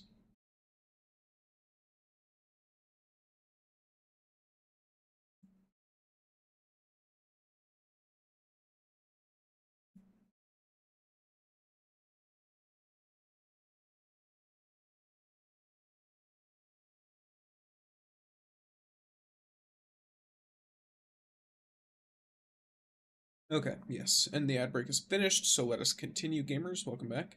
It's just a messy goop. You're probably okay. Audio is a huge gameplay component in Marathon. Every sound plays a function. Love the sounds.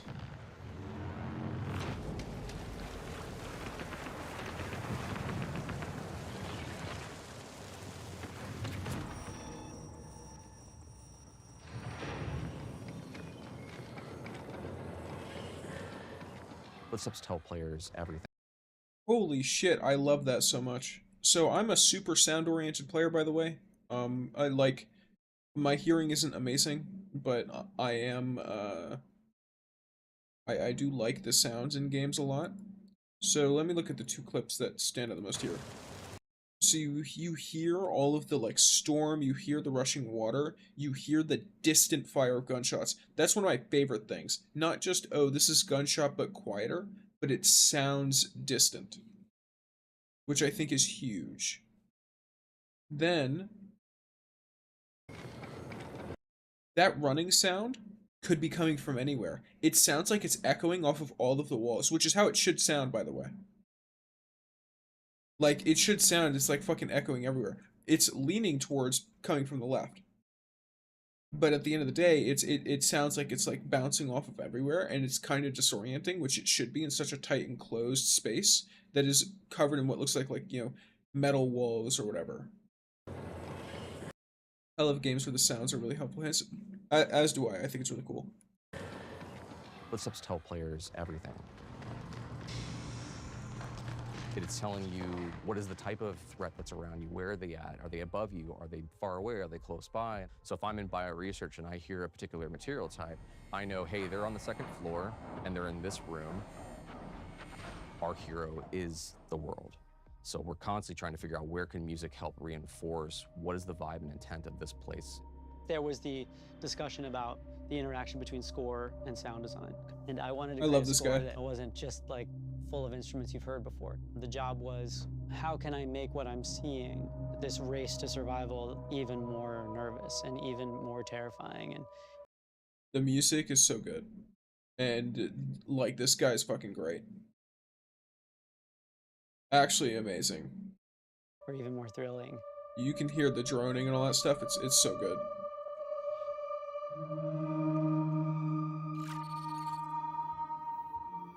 We have 4 zones, and each one of those zones has its own sort of approach to kind of level design and what it asks players to kind of think about and do. You're going to start with perimeter. You're kind of on the outskirts of the colony. It's a little more spread out. You got a little bit more areas to be safe and to sneak around, but it's also a little more straightforward. It really brings this sense of scale. It sits like in our fantasy as expansion site for the colony on the very edges of where they had settled on Tau Ceti. UESC are also there trying to understand what has happened and secure the area. Death is a part of Marathon. It happens a lot, even on perimeter, which we talk about as a more friendly zone to new runners. You are still gonna die a lot. Attention, unauthorized runner. You are trespassing in a military security zone.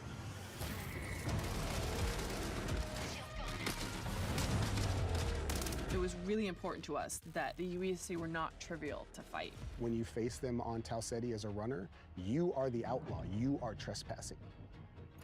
They have a little bit of this haunted tone. So you can see they have this floating locomotion, they get these sparks, they have these sigils over their faces. Sometimes their behavior feels almost like they're possessed a little bit, like are they taking in commands from a remote AI? The elite tier is sort of like this dark blue. The mini boss tier is more like a lilac. The boss tier is just gonna be dipped in red. They have these tendrils that latch out and leech onto you and start sucking away at your consciousness.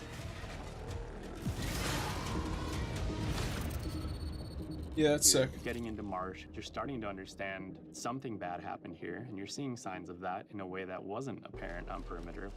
On Dire Marsh, we've got the anomaly, and it's this strange alien entity that has erupted up out of the ground. You're really feeling signs that this is more of an epicenter of where things went wrong on this colony. It's got a different style of gameplay. It's more like a central complex that is rich with overlapping areas and regions that you can find yourself kind of bleeding from one encounter to another. It's a great map to go in when you just want some action, and you're gonna need somewhere to farm. Each map has different weather systems. It has different dynamic events that can happen, and your approach to them is never going to be consistent. One of the needs that the design team thought that we should have is more challenging PvE activities. Each of our zones has these bigger events that don't happen every session, but when they do happen, you'll know they're happening. Building Yeah, these it's so types cool of looking. events into the world shake up your run and make you decide, like, what do you want to risk? I love how chill some of the items look too. So you see, like, look at this little guy. Look at this. It's just a little guy. He's just having a fun time. That's so cute. He's got those little hands out for like a patty cake game or something too. Then you get to Outpost. An Outpost is a more functional, thriving UESC facility. There's scan drones flying overhead, the UESC's everywhere, there's tripwires, there's a weather hazards. It's a lot of stuff you're up against from the get-go. Outpost is a smaller map, but it's also a lot more vertical. It's built around a specific building that we call the pinwheel. This is just this meat grinder of a structure that's like a corkscrewed building that has nooks and crannies and hallways, and it just becomes a real, real cluster when you're in there fighting.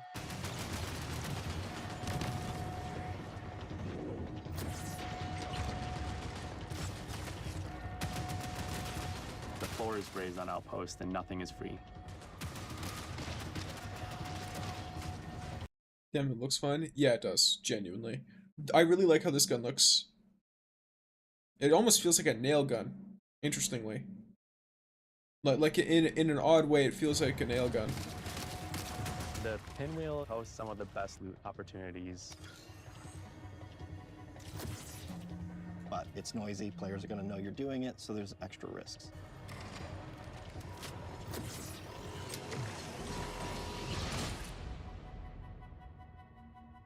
The character you're going to spend the most time with is the zones.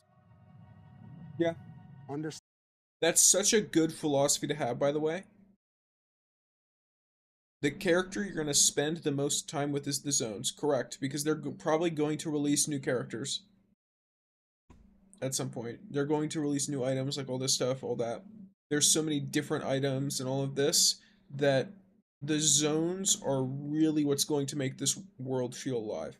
And if the zones are interesting to run around in and all this stuff, then it's going to just feel boring no matter how good the gunplay is, for example. Understanding each personality of every zone. That's the storytelling every player gets. Every time you're on the planet, you can look up and see the ship floating and looming in the skybox, reminding you of why this place even exists, but also reminding you that something up happened here, and you got to figure out what it was. I assume that's going to be the main quest, right? Marathon has a lot of loot in it. It's a huge pie. There's a ton of different implants at every rarity. There's a ton of different runner cores for each runner. There's over 400 weapon mods. Like, it's just an outlandish number of items to collect. There's going to be a really interesting period of discoverability where players sort of figure out, what are the pieces that I have available to me? How do I get them? And how do I put them together into something that's awesome?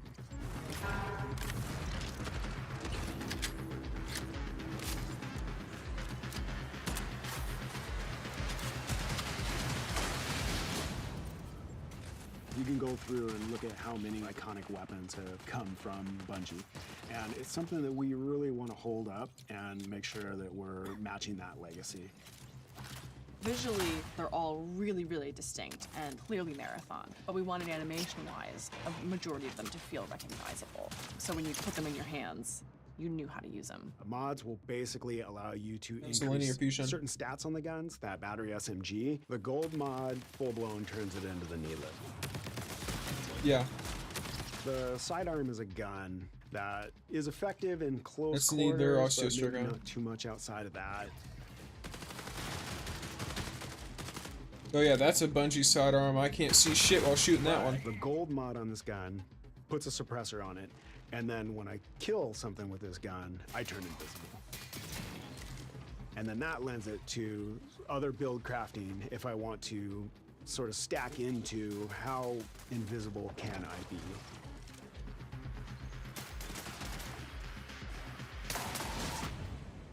Even some weapon mods can improve stats and your runner shell's capabilities. So there's lots of different ways to raise the floor of your stats so that you're coming into each run strong.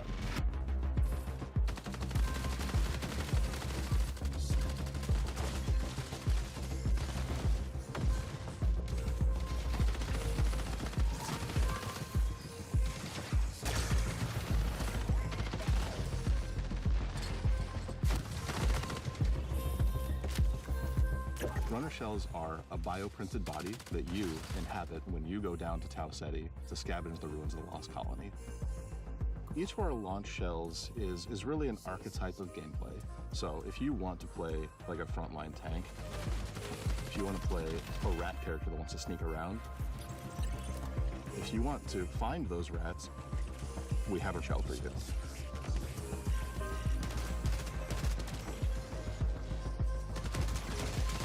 The idea there is like, have a broad spectrum that everyone can kind of find a little bit of a home to, and then we're gonna build on top of that.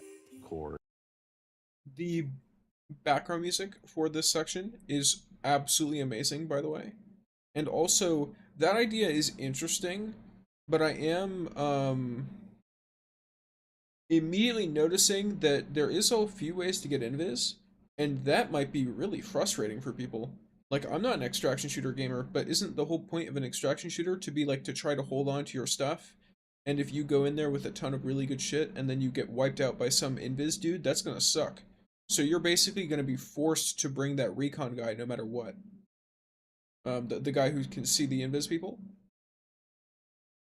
And implants mold the kit into a playstyle that you want. So examples of those are like, on Thief, I get a second grapple.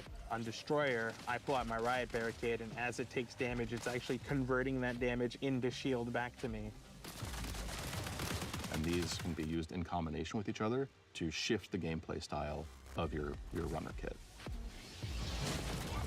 At any point you feel like you don't want to risk anything, or maybe you're down on your luck and you want the opportunity to get back, Rook's your guy.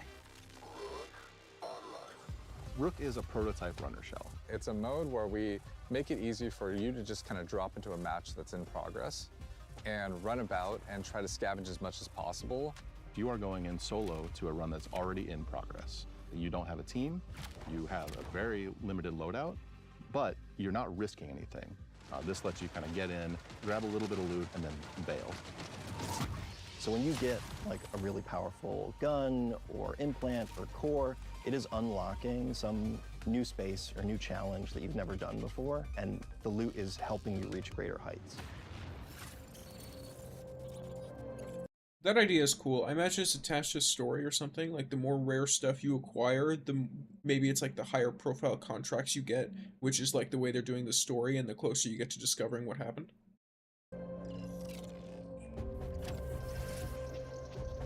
Faction agents are such a big vehicle for tone and narrative for the world.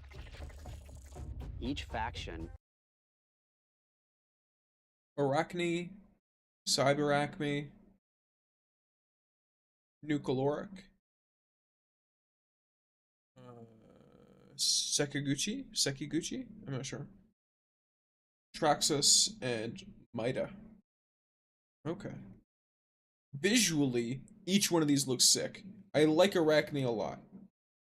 I really like the color red. Yeah, I really like Arachne out of these, though I think Traxxas, like the way this face looks, is really cool too. And then this Mida looks pretty sick too. Yeah. So these three are pretty dope. Nothing against these three, but two of them are like kind of like nondescript. Like, you can see that this makes out like part of a head with an eye. And then this is like that little like insect looking thing we saw before. And then this one, and just the colors don't appeal to me as much as the others. The expressions here too, like these eyes look cool. Has their own motivations, their own desires, the things they're going to ask you to do. We've got Traxxas. They're the most powerful corporation in human history. They have very long arms and very deep pockets to kind of get what they want. So they might ask you to go and find specific weapons or mods. Congratulations, runner. Your last performance evaluation was rated on track. If you're a PvP player, one of the factions is called Arachne. They're essentially a death cult. What that translates to is that they're asking you to go and kill other runners. The sacred thermodynamics of violence. Mida is all about destruction. They are going to give you grenades, they're going to give you claymores, they're going to let you blow the place up. And they are irreverent and dangerous. They might ask you to upload this malware into a UESC dropship, and as it leaves, it explodes and careens off into the distance. We have big plans. That looks sick. Explosive, visionary. Each of our factions has an upgrade. So far, Arachne and Mida look the most fun to me. I like being relatively chaotic and destructive in these kinds of games. Tree that you unlock progressively as you gain reputation with them. And along the way, you're going to unlock these capstones that are these special upgrades. When you unlock that final capstone, you're gaining access to the best stuff in the market. You're getting gold items. In addition, these faction upgrades can increase your runner's base stats, and those base stat upgrades are permanent for the rest of the season.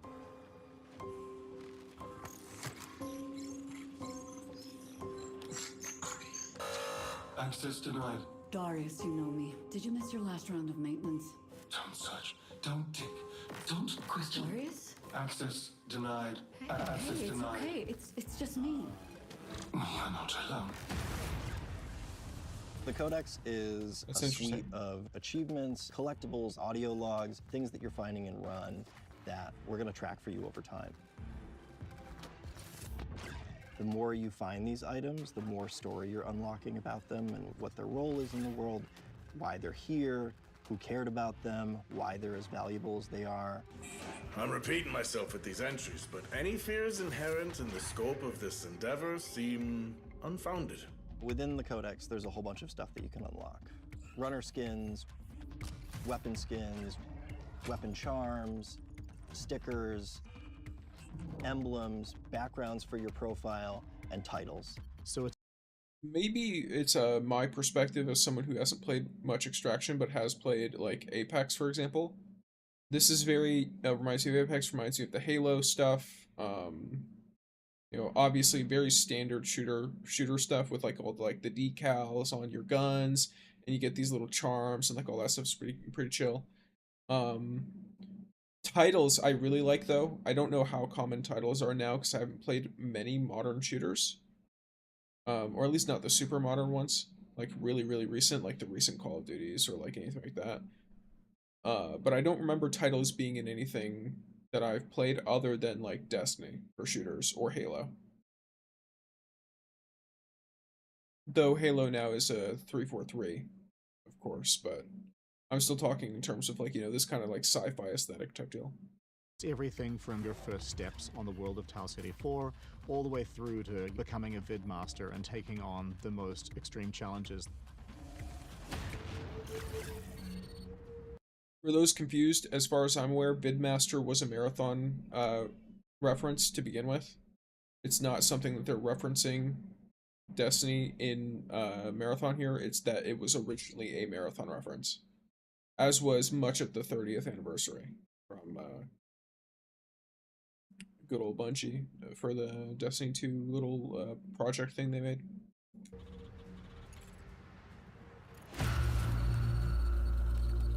The Marathon ship is the hardest place to survive in this game. And if you're not ready to take your best stuff, well, you're not going to survive.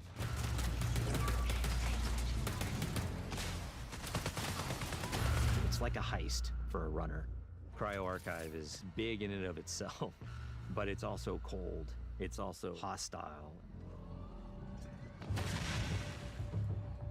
It's gonna test every aspect of the survival game.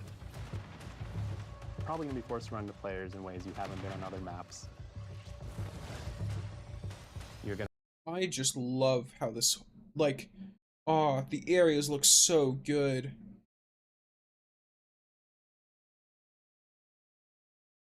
But this game's also gonna be like so expensive when it drops. It's gonna be at least like $40, isn't it? Yeah. Run into basically every type of environmental threat you have faced before. You're gonna fight a who's who of the highest tier UESC units, and the UESC are there in this presence you haven't seen before.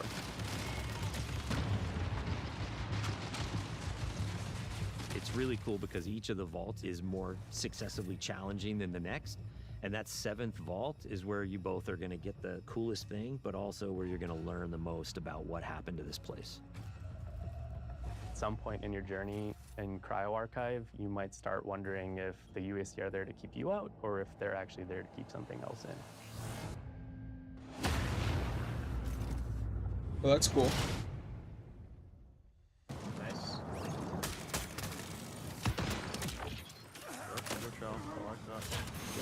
I think the thing that I'm most excited about for Marathon is getting into the hands of our players.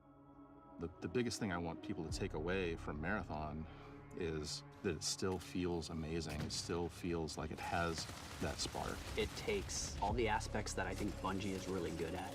First-person feel and gunplay, the super deep, crazy sci-fi lore, and it mixes up all those things together in a really amazing PvP package. Really comes down to every single discipline that's working on the game. The animation has to be good, the sound has to be good, everything has to be working in harmony. That's when the controller fades away, the screen fades away, you're just immersed in the world.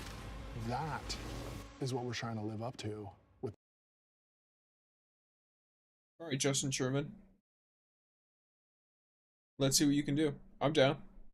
This, like, the idea, the philosophy that they're expressing to us here, at least on the Marathon side, is super, super nice to hear. It definitely looks like something that could be pretty sick. Marathon.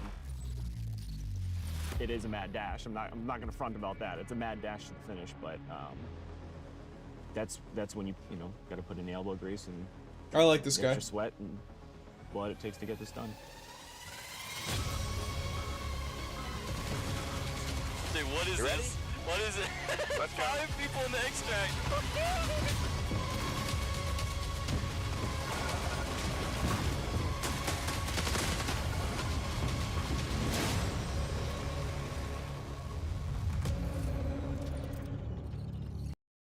Yeah, alright.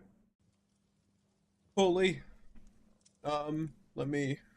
If anyone has not seen that yet, and you want to watch it yourself, there it is. You want some help getting the star, Sue?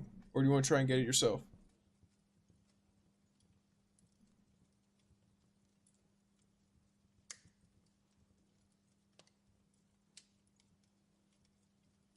No, try my own. Oh, well, it exploded. That happens to me all the time, is I'll try and go for the star, and then it's like, ah yes, I jump once, I fail, and it explodes. I get nothing. Damn, indeed, damn. Here, let me check this into the YouTube as well.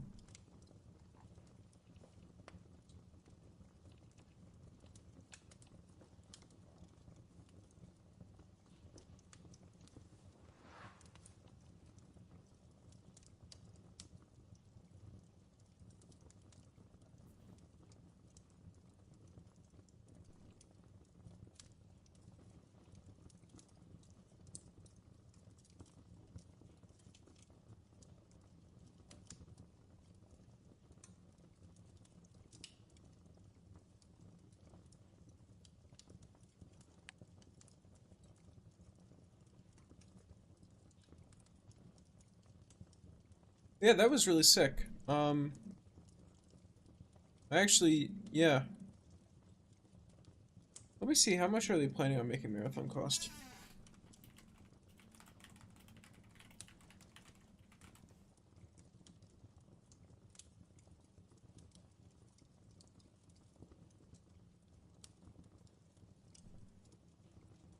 Gotcha. Okay, so they're planning for about 40 bucks. That's what it says. 2026 March launch window and $40 price point, according to IGN, at least. Gotcha.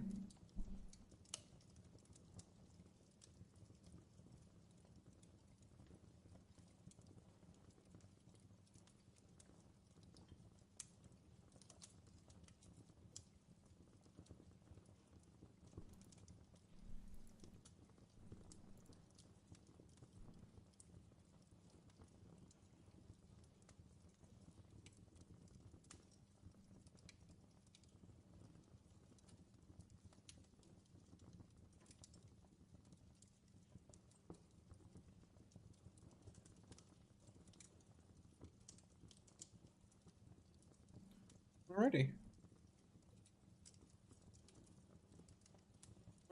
Well, gamers. Let me properly. Yeah. I'd say I'm probably going to end at least soon. Just because, you know, I just wanted to chill with you guys for a bit, you know, say hi, get some good old time in and chill out with you guys before, you know, doing any other stuff for the day. Okay, no props. Yep. I want to see, let's see, is there anyone who'd be live right now? Not many people, if we're being real. Not many people.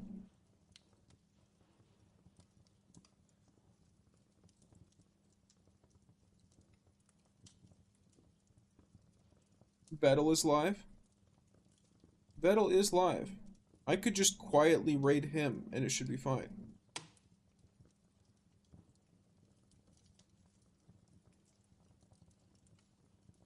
Yeah, I'll do that. We don't need to do like a big raid message or anything like that. We just, you know, go and chill with Vettel.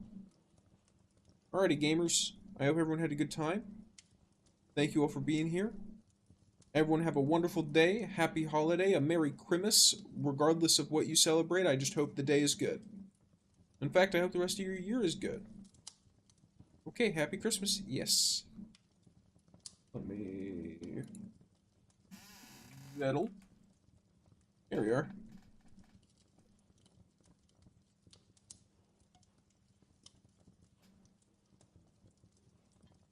Get this going. Oh, they're playing Minecraft. It's cute as shit. Alright, cool.